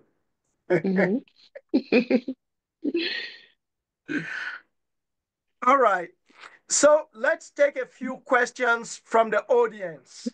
If you have a question, please use the raise hand signal. Use the raise hand signal, and then I will ask you to unmute and turn on your video. Then you'll come up and ask your question or give your comments. And do not comment if you are not on camera, please.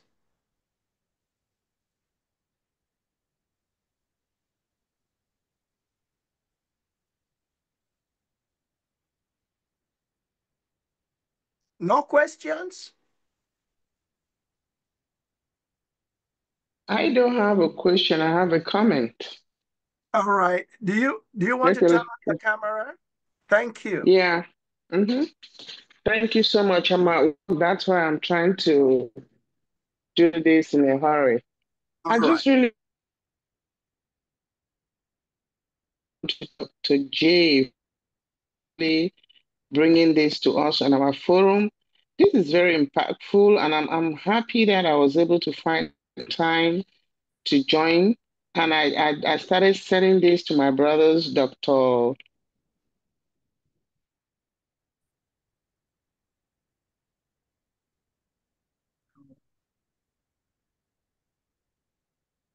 You frozen? People, Dr. J, so I can tell them before time to join because this is very impactful. Like you did mention, if you do all of this and the audience is not there to be impacted to get this knowledge, then everything goes in vain. This is just so knowledgeable, so impactful. I just want to encourage you all to continue to do what you're doing, and we are going to be tapping from your knowledge. Thank you all so much. And the smile that you put is very captivating and very encouraging. You all, before you start, you laugh, you smile, you know, it's just so inviting. Thank you all so much. Thank you, Delia, for coming, for respecting that invitation. Thank you. You're Thank you welcome. very I'm much. glad. I see two hands raised, Professor Isunga Yvette, and Professor Isunga first, and then I'll come to you, Ms. Chen. Thank you, Professor ND. Thank you, ladies, so much. You rock. I don't even know what to say. I mean, I have so many emotions. I am proud. I am humbled. Thank you so much. You made my year, because everything you're saying is so spot on. So I have too many questions. We've been here for 2 hours, and I just want to say thank you. Professor J, I would have liked to hear the song, that you were talking so passionately about. I was hoping that you were going to play the song. Dr. K, I am so sorry for your mom. And I am so glad that she made you who you are. And thank you for her recipe. I'm going to use it in November. I mean, all of you ladies, I mean, Dr. F, Miss Abby, Miss Maria, everyone, you guys, you rock, ladies. Thank you so much. God bless you all. And thank you, Professor Bill, to always inviting me. I'm not in the arts, and I think you guys are so smart. I don't even know how you do this. Smart, gifted. I mean, I don't know. I'm in the business world, international business. We were not smart like this. We do nothing like this. So thank you so much. Thank you. Okay, thank you. Ms. Chen and Ms. Chen, I did see two hands raised. Professor Bill, I just want to announce that I've put the song link on the chat. Okay, thank you. Thank you. All right, Ms. Chen. All right, thank you so much for hosting this, Professor Indy, and it was such a delight to listen to all these powerful ladies. My question is for anyone. You've talked about your writing, your inspirations, and some of the grief stories. I'm really sorry for the losses.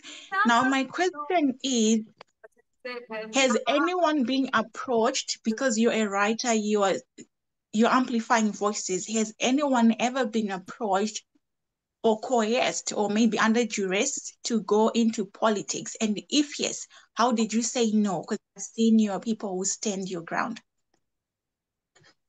Well, I can answer that.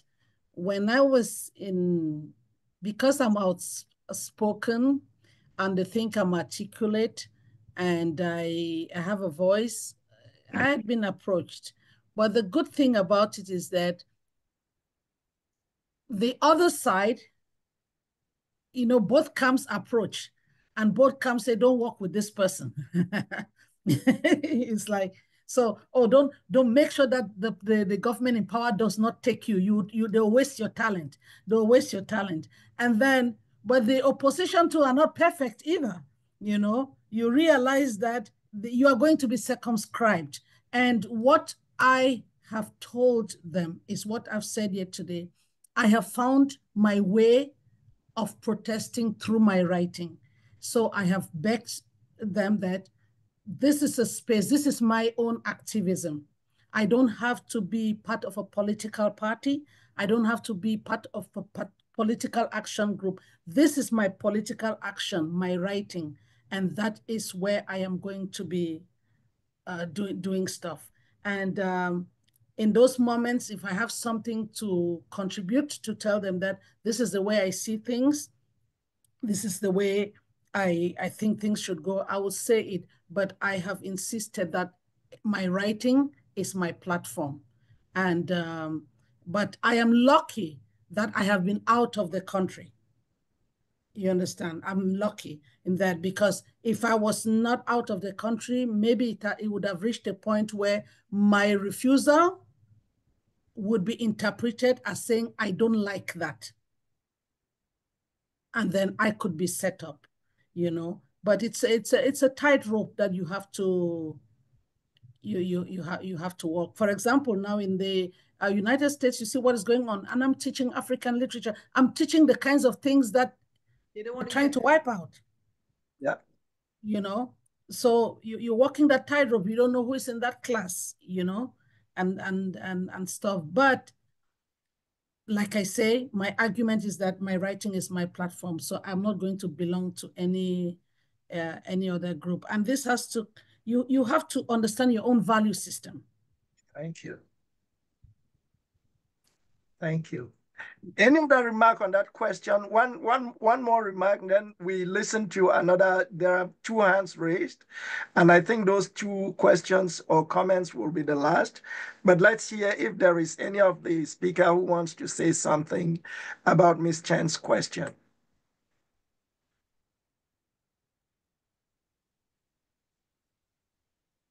And maybe a suggestion on the floor. If somebody on the floor has a wise, suggestion, if we are approached, how do we navigate? How do we navigate such approach? Thank you, Dr. J. I do from the floor. Can I speak, please? Let's go right ahead, Maudelia. Yeah. So, if you really understand poetry, I'm not good at poetry, but I was good in literature in school, and I was doing a little bit of it. But, I always admired Dr. J, for what she was doing. And like one of my sisters said, how do you guys even do this? I tried. I had some little poems I used to write, and I got to a point like I don't even know what I'm doing, so I stopped. Because I think there was nobody to encourage me. With poetry, when you're speaking your mind, and you're speaking fact. And it is just the way it is. It just depends on individuals to interpret it the way they want to interpret it. But so many messages can be passed through poetry. And you don't have to belong in politics, to be able to pass on messages that will help the public. That's how I look at it. And then one more thing that I really forgot to mention, I'm sorry, then I will not speak again. It's the fact that my sister in Germany said something, Dr. Fomoso, about how kids go to Africa and come back different. And I think I'm a victim of that. Growing up, my son always wanted to become a medical doctor. He was an A+ student. So we saw that necessary and able to do it. But when he went to Africa, he did not go to Africa. My kids did not go to Africa because they were stubborn. They went to Africa because we wanted them to go to these known schools that we all know and to learn culture, to learn things. So much that the principals even asked that most kids who come here are stubborn. Why are your kids? They're not stubborn. Why do you send them? We said, no, we didn't send them because they were stubborn. But coming back, exactly what Dr. Fomoso said, my son, after a while, didn't even know what he wanted to do anymore. I'm like, what's going on? Just exactly what she said. I'm glad somebody is experiencing that because I was still trying to find out how to go about this. Now he tells me I want to do computer science. I want to do this. Then I'm confused. I said, okay, just hold yourself. He is in the university right now until you know exactly what you want. So those things are really happening. And coming here, I think I'm going to learn on how to go about stuff like that. I really do appreciate you guys sincerely. Thank you. Thank you very much. Let's hear from, is it Taba Eseme? Yes. Yeah, let me take this time to thank Dr. Professor Ashut Tantang, Joyce Ashut Tantang, for this invitation. Actually, I went to school as an A1 student. I did English literature, and trust me, poetry has been one of the things I loved. But with time and, and jumping into other subjects in life, I felt I was forgetting about this. But this invitation has given me so much inspiration as I know exactly what poetry means and when it comes to transmitting messages. I have listened to you all, and I am very grateful. I am very happy to be here. And I want to go back a little bit to my past and seeing what is happening currently in this country. I'm not a politician. I'm just a person. But I see what is going on in this, our country, where we are currently. And it rang a bell in my head. I sat here one day and I started writing something. Maybe foolish, maybe good, maybe reasonable, I don't know. I am putting it in front of you people. You have gone through schools and you are professors, you are up there and you may correct my wrong. I thought of my history because I think I went through the wilderness to get to this country like others did, even though I came through a true path at the end of the day. Please permit me read this little stuff I was writing. When I saw this invitation, my hand touched this paper. I just want to put it out to you. Listen to it. I believe in poetry, and I look at my stanzas. I also look at the way I put things together, and I make sure these have a regular rhyming scheme, which I was taught in school. So please permit me, give me a second to read through this little nonsense. Maybe it may be good, maybe it may be bad, but this is my story. The title is Running for Success. I did this just thinking about what is happening with the deportation. And the title of this poem is Running for Success. Please, just give me your ears. I am riding through the wilderness, filled with vastness, covered in light and darkness. Who will be my witness? God, lead me, or God, lead my progress and to the land of greatness. As in you, I see my success. I pray for my progress, and truly, I see my success. That is all I could write. And I dedicate this to all those who were deported and those who are coming in, and I keep praying for them. That's my little contribution. Thank you. Thank you. Thank you. Let's hear from Ms. Georgiana Odaibo. And then the last person to intervene would be Ms. Julie Bisson, so that people can go and eat lunch. So, Ms. Odaibo.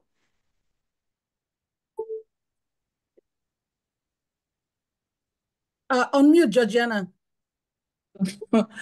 I'm sorry. Well, good evening from here, from Nigeria. I'm Georgina Odaibo. I'm a professor of virology. You can see that I'm far, far, far away from the area of discussion today. But I'm very glad that I joined, though I saw Dr. J's message very late. But I'm happy that I was able to listen to the ladies who have actually made us proud, and to say Happy Women's Day to all of us. It's Women's Month, and thank you for making the women to continue to shine in your own little corners. So thank you very much. So I also want to thank Dr. J for this invite. I've known her for a long time. She has always made us proud. Even while we were in school, as secondary school, she was writing poems. And even one of our school anthems, she's the one that wrote it. So we are not surprised that she's out there shining and making the name of Seka Baptist College to continue to go high. And for all the ladies who have spoken today, I may not know you personally, but I think the little I was able to hear when I joined is something great coming from women. So thank you. I have one question. I know we are talking about writing, but my question is going to be on reading. When we were young, we used to take turn to read books. We used to have competitions of who would take the shortest time to finish a book or a novel. But today, the trend is that the desire to read among the young people is not as it was in those days. So my question is, how can we bring back this culture of reading, particularly to the young generation? And the second part of it is, I appreciate all of you. You are good writers. I've written beautiful books, some of which you've mentioned in the course of your discussion. Are we able to monitor the people who really read these books? And what comments do we get back? Thank you so much. Georgina, Dr. Indy, can you hear? Turn on your camera, Dr. Fishkin. I'm trying. Go ahead. Turn on your camera. Very quickly, Georgina, what she said is wonderful. And I've been thinking about that very topic for months and months and months. That's all I have to say. I'm sorry I don't have the camera. Oh, there's the camera. So that was all. It's all been wonderful, but she has it on the mark, on the bullseye exactly. Thank you. All right. Thank you. Thank you so much, Georgina. I'll allow somebody else to go, and if there's no one, I'll like to say respond something to that. about. I'd like to say something about that. I have my kids are teenagers, 18 and 15-year-olds, and I understand that struggle with this Gen Z generation and the millennials. And but one thing I also notice is their love for technology. This generation love technology, and a way we can bridge that gap is also apply technology in our work. What do I mean? Now you have the audiobooks. You can have them listen to, rather than how we learned the traditional way of reading the physical book, you could also have them read them online and have them listen to audiobooks while they are doing stuff. My daughter would say, Mom, I'm able to read more when I listen in my, listen through my headphones and not having to just sit down. I'm such a, what do you call it? I don't want to use that word HD. Yeah, like she cannot sit in a place. So she wants to, but while she's going about doing her stuff, she's reading those things. And she's using that same style, even for our normal school work, which is not just reading for pleasure, but also reading for academics, to study. She's like, Mom, once I listen to the audiobooks, it has a way of resonating with me and, staying longer in my memory. So the way to catch this young generation of kids, in my own opinion, is also to apply what they love. They always want to have their phones with them. They always want to go on the internet. They always want to go online on YouTube. So we, as writers, need to also take advantage of these avenues, these opportunities, to have our Facebook page. I'm struggling with that. Your Instagram handle, on YouTube. Sometimes it's not like you are giving them free piece of your work, but to just get them to go online and that's an habit I've encouraged with my daughter, and she's also doing with her friends. There's somebody online on YouTube, on a YouTube channel, analyzing the book, analyzing the project, analyzing something, because they don't have the time to carry this physical book. It's hard with this new generation. It is so hard to have them carry a physical book. So we, as writers, or as emerging writers, also need to take advantage of that trend and go through the avenues that they will normally be on and take advantage of that. Thank you very much. Thank you. Yeah. Thank you. Let me piggyback on that a bit. Sorry. It's okay. Thank you so much. I'll come after you, Dr. Formosa. Okay, yeah, that was really the thing, because I'm operating this STEM club for children, and what we emphasize very much in it is they are the learning styles, because these days it's very present, more than the time we were in Cameroon, where everything we had was the theory, and the hands-on was missing.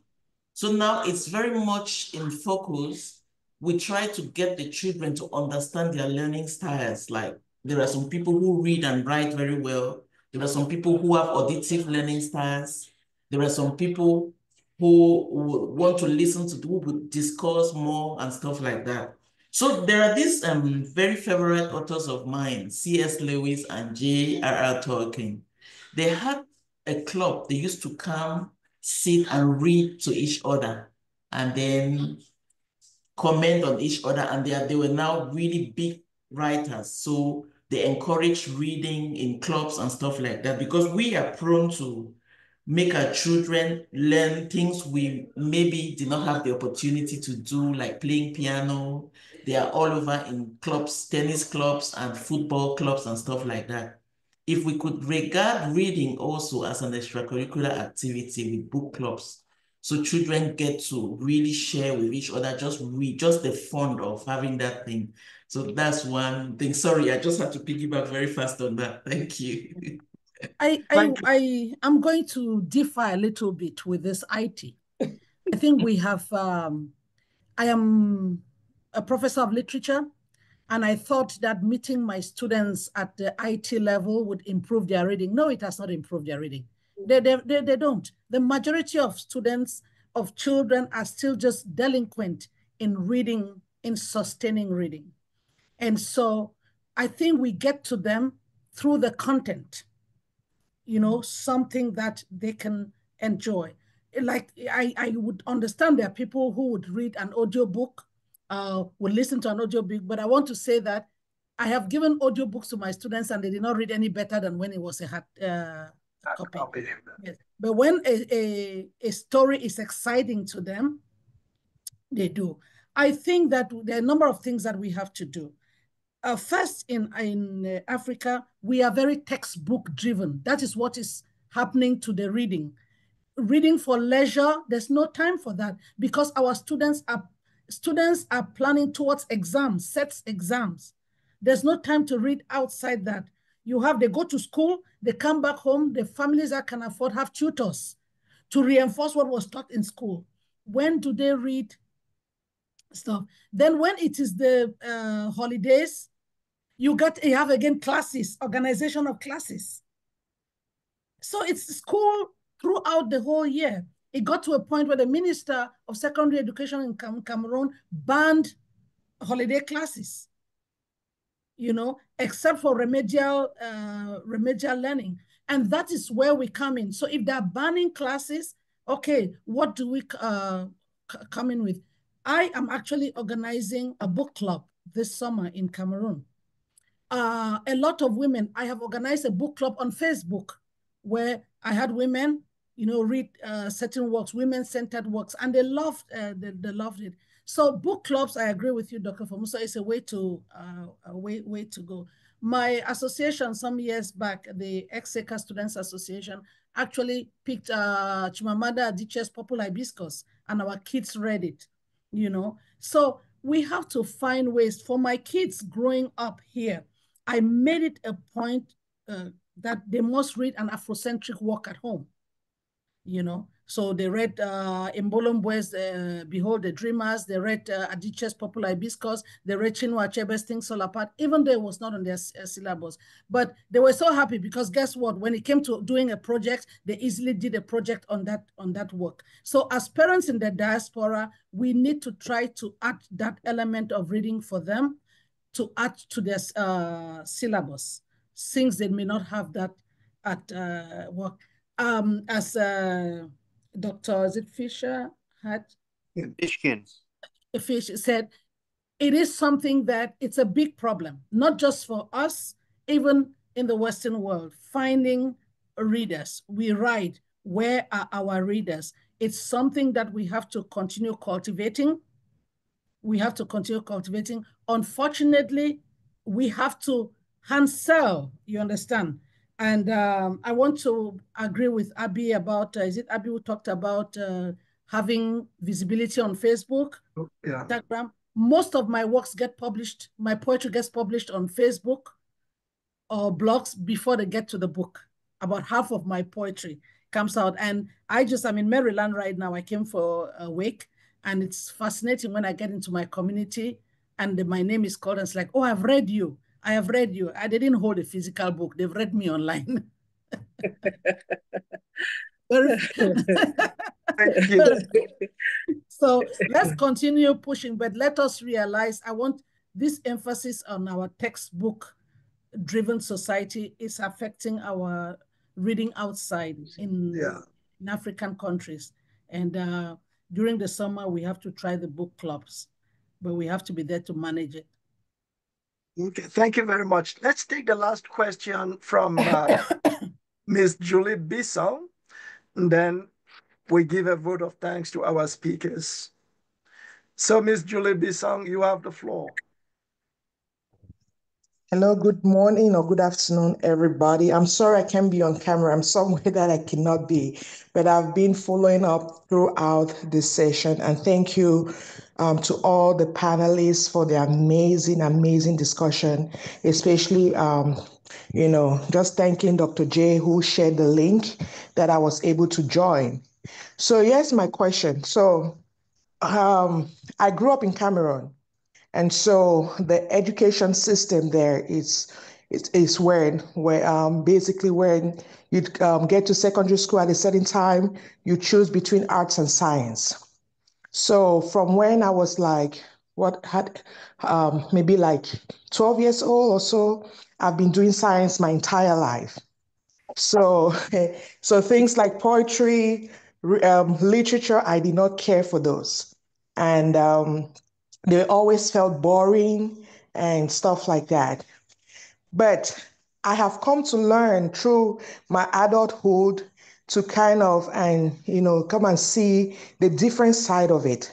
And so how do you encourage and because creative writing is a beautiful thing. And thanks to Dr. J, who actually through her works that I came to realize that, hey, this is not just about an art student or somebody who did literature or English in school, but it's for everybody. But so how do we, really encourage the science-oriented students to come and fall in love with creative writing and poetry and any other thing? So because I believe that these discussions deserve a wider audience.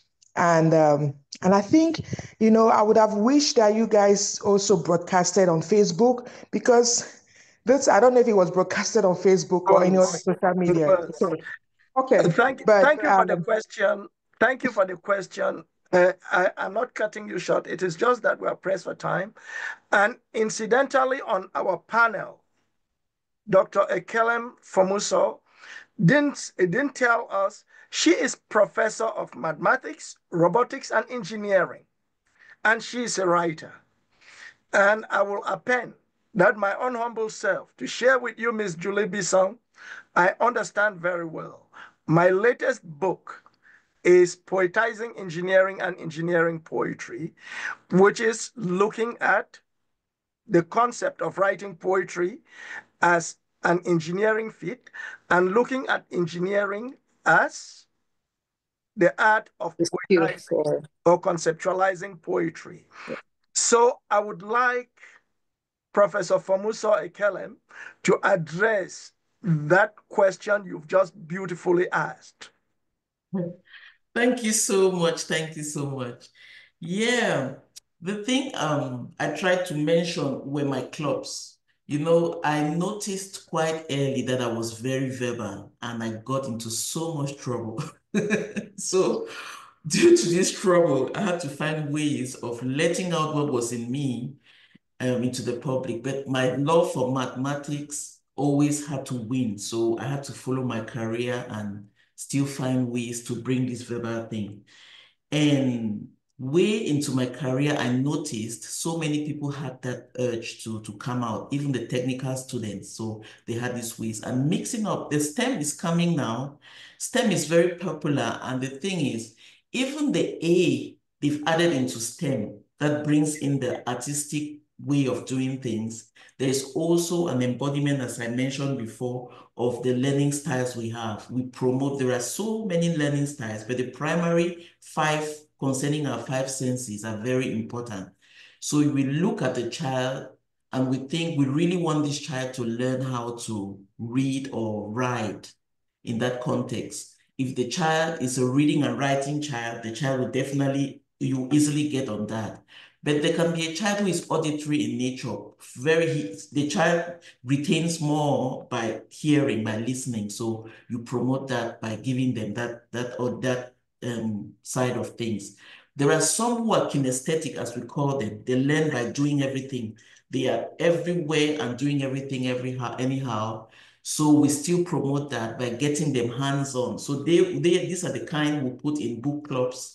They will talk about it, they will discuss and really elaborate on what they are doing. They will talk about the chapters and share and enjoy it, because primarily, kinesthetic way of learning is the one we primarily learn from childhood, from baby. Every human starts by kinesthetic learning. We learn our mother tongue by learning that way.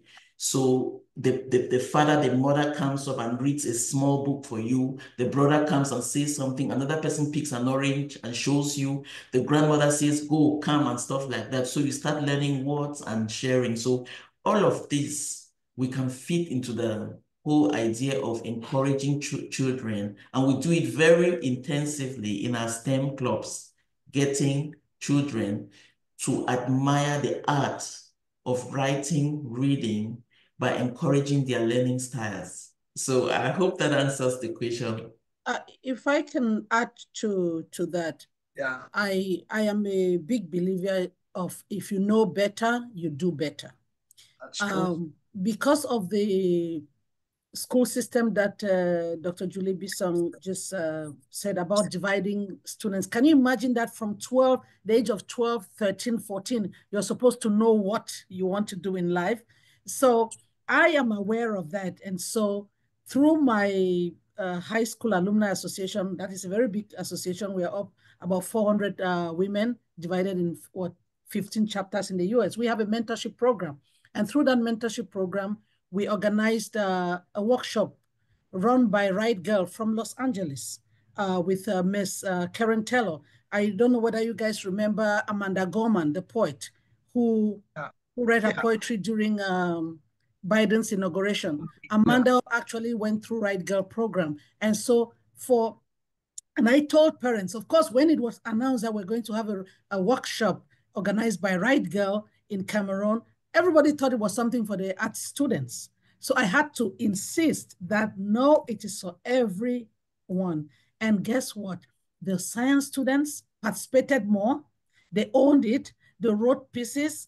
And I'm hoping that we can do Right Girl again this summer. We just have to keep encouraging these children and giving them the spaces. Like we say in Africa, the problem is that they're and you don't blame them. They have exams to pass, So they have just been put in these groups that arts, you go here, science, you go here. But it is left for those of us who know better to create these spaces. And that is why I'm organizing with my association, the book club this summer, to bring everyone together, arts, science, and give them that opportunity. Because honestly, when they talk about STEM, to be a wholesome human being, literature should be made mandatory. That is a space where you get a slice of life, and you can get them to discuss. Like somebody wrote on the forum, I think it's Nane, when the content is relatable, you get them talking. And that is what we need to do. Find the content that is relatable, or find facilitators who make the content relatable so that they can engage. And then in my own writing, I have demystified that. Dr. Bill, you may think you were being accessible. When you talked about your last book, for the non-initiates, when they hear, what did you say, poetizing, whatever? Engineering and engineering. That just sends readers away. It's like, what the heck? And that is supposed to draw somebody in. That is for the academics. That's the subtitle. That's the subtitle of the work. It is a subtitle. Yeah, so one of the things that I have tried to do with my own work is to make it accessible. And when I remember when Julie got my last work, Lockdown Chronicles, you know, and even my poetry, she was fascinated. She's like, I can relate this, I can read this. And sometimes I'm like, oh, is it too simple? But I enjoy the play of words. That's where the poetry comes in. But we also, writers, we have to write for the readers. Write for the readers that you want to read your work. So can I add, just jump in real quick? Can I just jump in real quick too, just to add to all the phenomenal responses, because I love this question. I myself have taught at a STEM and engineering focused university, and being a minority in that space, I had to learn how to advocate for the arts and for writing and literature, especially for STEM focused students. And so what I also find really as a good tool is to emphasize the skill sets that they're also gaining in this, because a lot of times with STEM, the focus is on, the logistics. How can we get the logical? How can we get, to the point A, B, and C? And so the critical thinking skills that come along with teaching literature and with having that, the analytical skills that also come with that, they're not working in a vacuum. So that means that even though you're in a STEM field or you're in a science and engineering or technology, mathematics field, you are still engaging with people subjects, right? And so in order to understand people and in order to understand society, I think that it should be a beautiful marriage between the arts and between the sciences. Even looking at some of our great, scientists, kind of with Tuskegee, Dr. George Washington Carver, who is most noted for a lot of contributions in the world of science, but he also was an amazing artist as well. And so to really teach students to utilize both sides of the brain is important. And that skill set, I find, especially with my engineering students, my medical students, all the ones, to let them know that they're not working in opposite of each other, they're working in tandem together. Thank you. Thank you. You know what?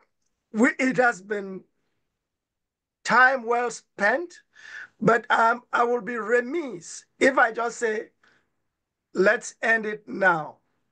I would like to give our panelists, you will take a minute each. This time we'll start with Professor Fomuso Ikelem, Professor Keturah Nix, Ms. Maria, Professor Jay, and Ms. Kensington.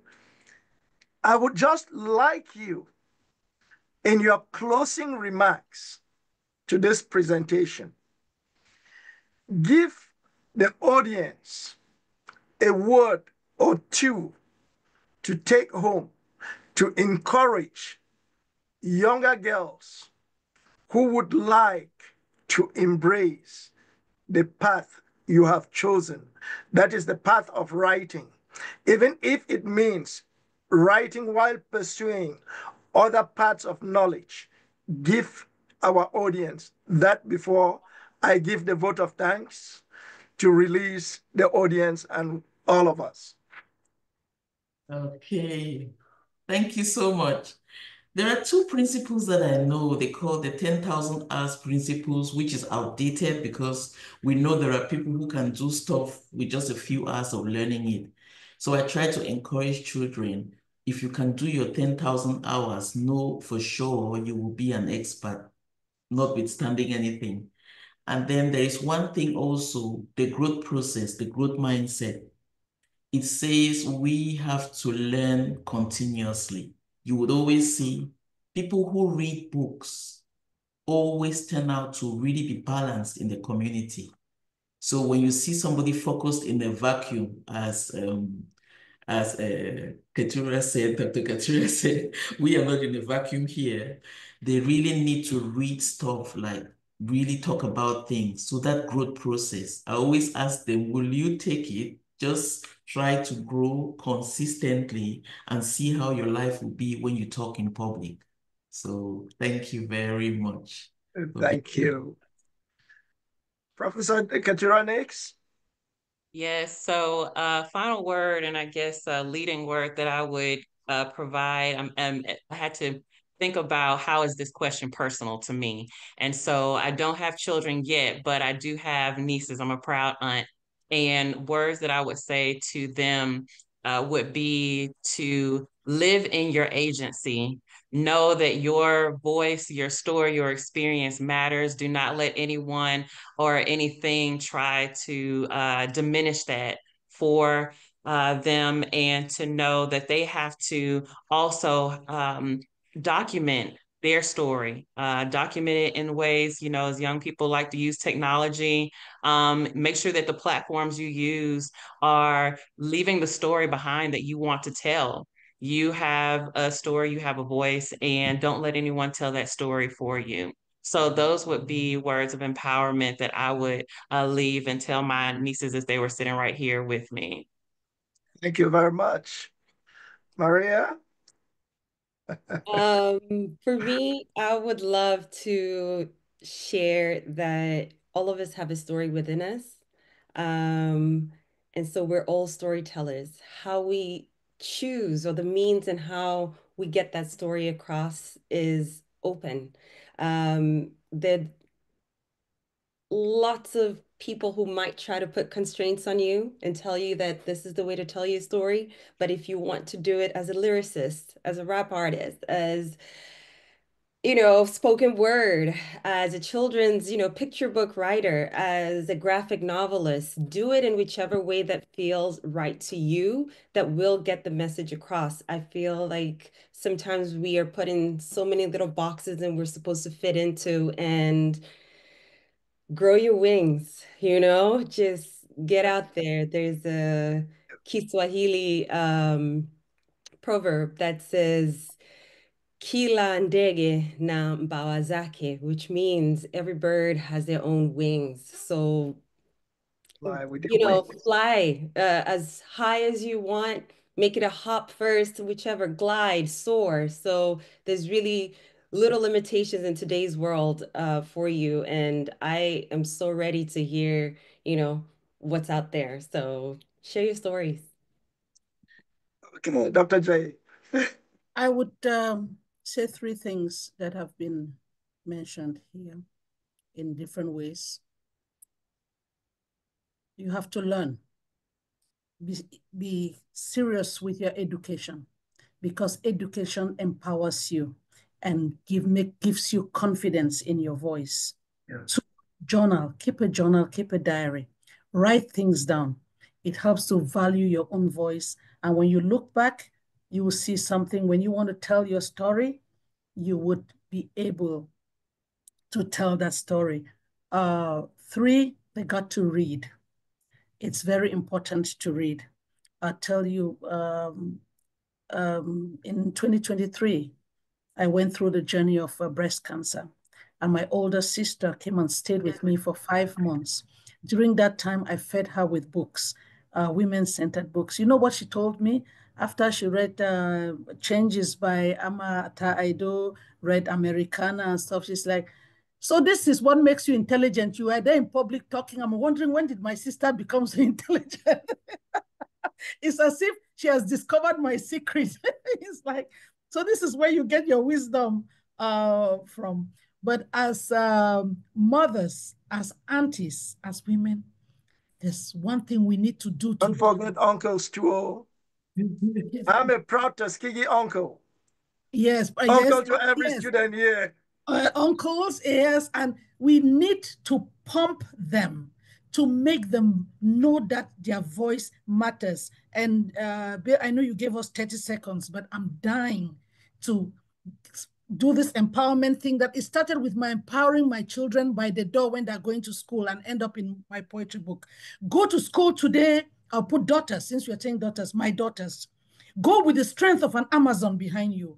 Go as your forebears went in search of lions. My daughter, bring back the leopard and elephant of modern times.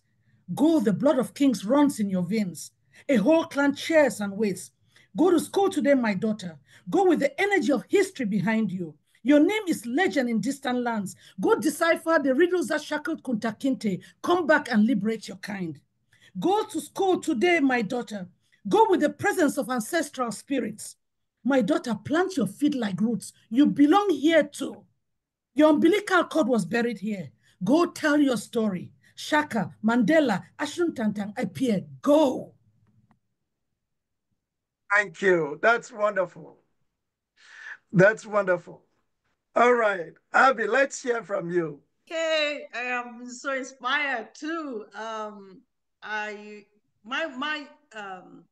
In conclusion, my little advice will be, you can't give from an empty vessel. You need to fill yourself. You need to fill yourself up. You need to fill yourself with love. You need to fill yourself with information, the right information. Information you see, information you hear. You need to fill yourself with the right information.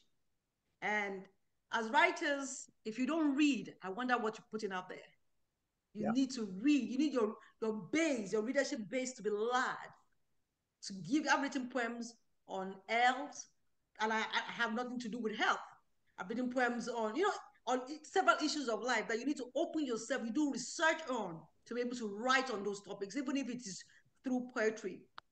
And then you need to understand that the journey of life itself is such a long one that you shouldn't be fixated on the destination, but rather enjoy the journey to the destination.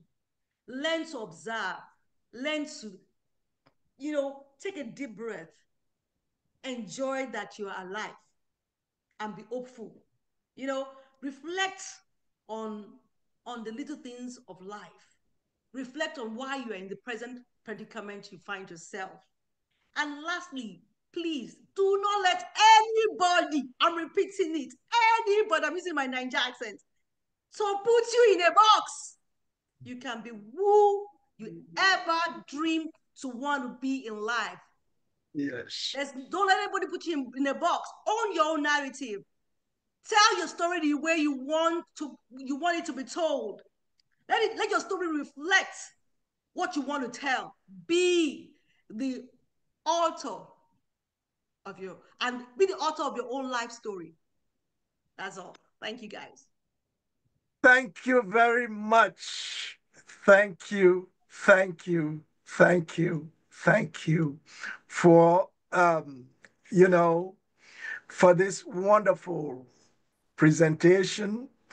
We have listened with a lot of delight, and I just want to say, on behalf of the Pan-African Writers Association, I'm talking on behalf of the President, His Excellency John Rusumbi from Rwanda, and the Secretary General of Pan-African Writers Association, Dr. Wale Okediran, who is at the seat of the Pan-African Writers Association in Ghana, and myself representing writers of African origin in the diaspora.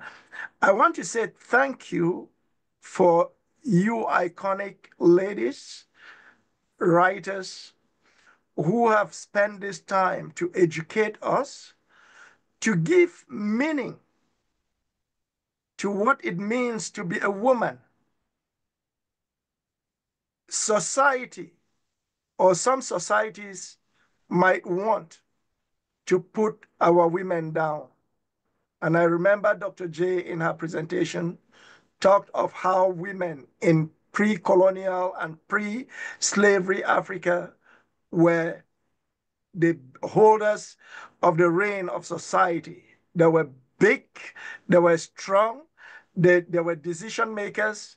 They didn't let the society dictate to them what society was going to be. They had authority. And we are happy that in spite the influence of religion, so to speak, be it Christianity, Islam, or otherwise, that have subverted the role of women, you are out here to shine the light that a society without its women is useless. I want to thank you. I appreciate your participation in this and encourage that this being the beginning of things to happen or conversations to be had. Remember, as I said, on the 29th, we have another panel. And I would like the writers of African origins in the diaspora to actually have a woman's writers arm that will also organize events like this and bring together writers to give voice to women writing. We should make writing by our women author, you know, a centerpiece and not a marginal piece. And we should not wait that until a woman writer comes in the public eye before we can start reading them. We should start reading our women, whether they are still in the shadows or in the public eye. We have to give a platform for their voices to be heard. I will just echo the sentiments you have echoed at the beginning or during your conversation.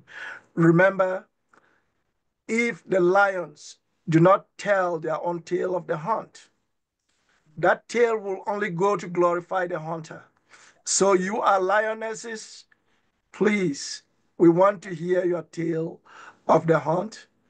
Bring the stories, keep the stories coming. On this note, I thank you very much and wish you all a blessed and wonderful weekend. Bye-bye. Thank you for the opportunity. Thank you so much. Thank Thank you. Thank you for Thank you. Thank all you our guests that have stayed till the end. Thank you. Well Yes. done. Thank you, Great Sister job. JC. I see you, Yeah. Sister Dora, Thank you, Vivian. Dr. Fishkin. I'm going to be looking for all Thank of you you. online. You're welcome. We enjoyed it. Thank you. Thank you. Bye-bye. Thank you. It was a Bye-bye. nice Thank you. time. It was Bye. Thank you really for worth my coming. time. Thank you. Yes. Thanks, Dr. Gay, again for inviting us. Thank you, Dr. Bill. you. Yes. Thank you, And thank you, Dr. panelists. And Thank thank you, Yes, y'all are you to my amazing. sisters. Thank you, Bill, for Hello. introducing me Y'all to are these fine amazing. ladies.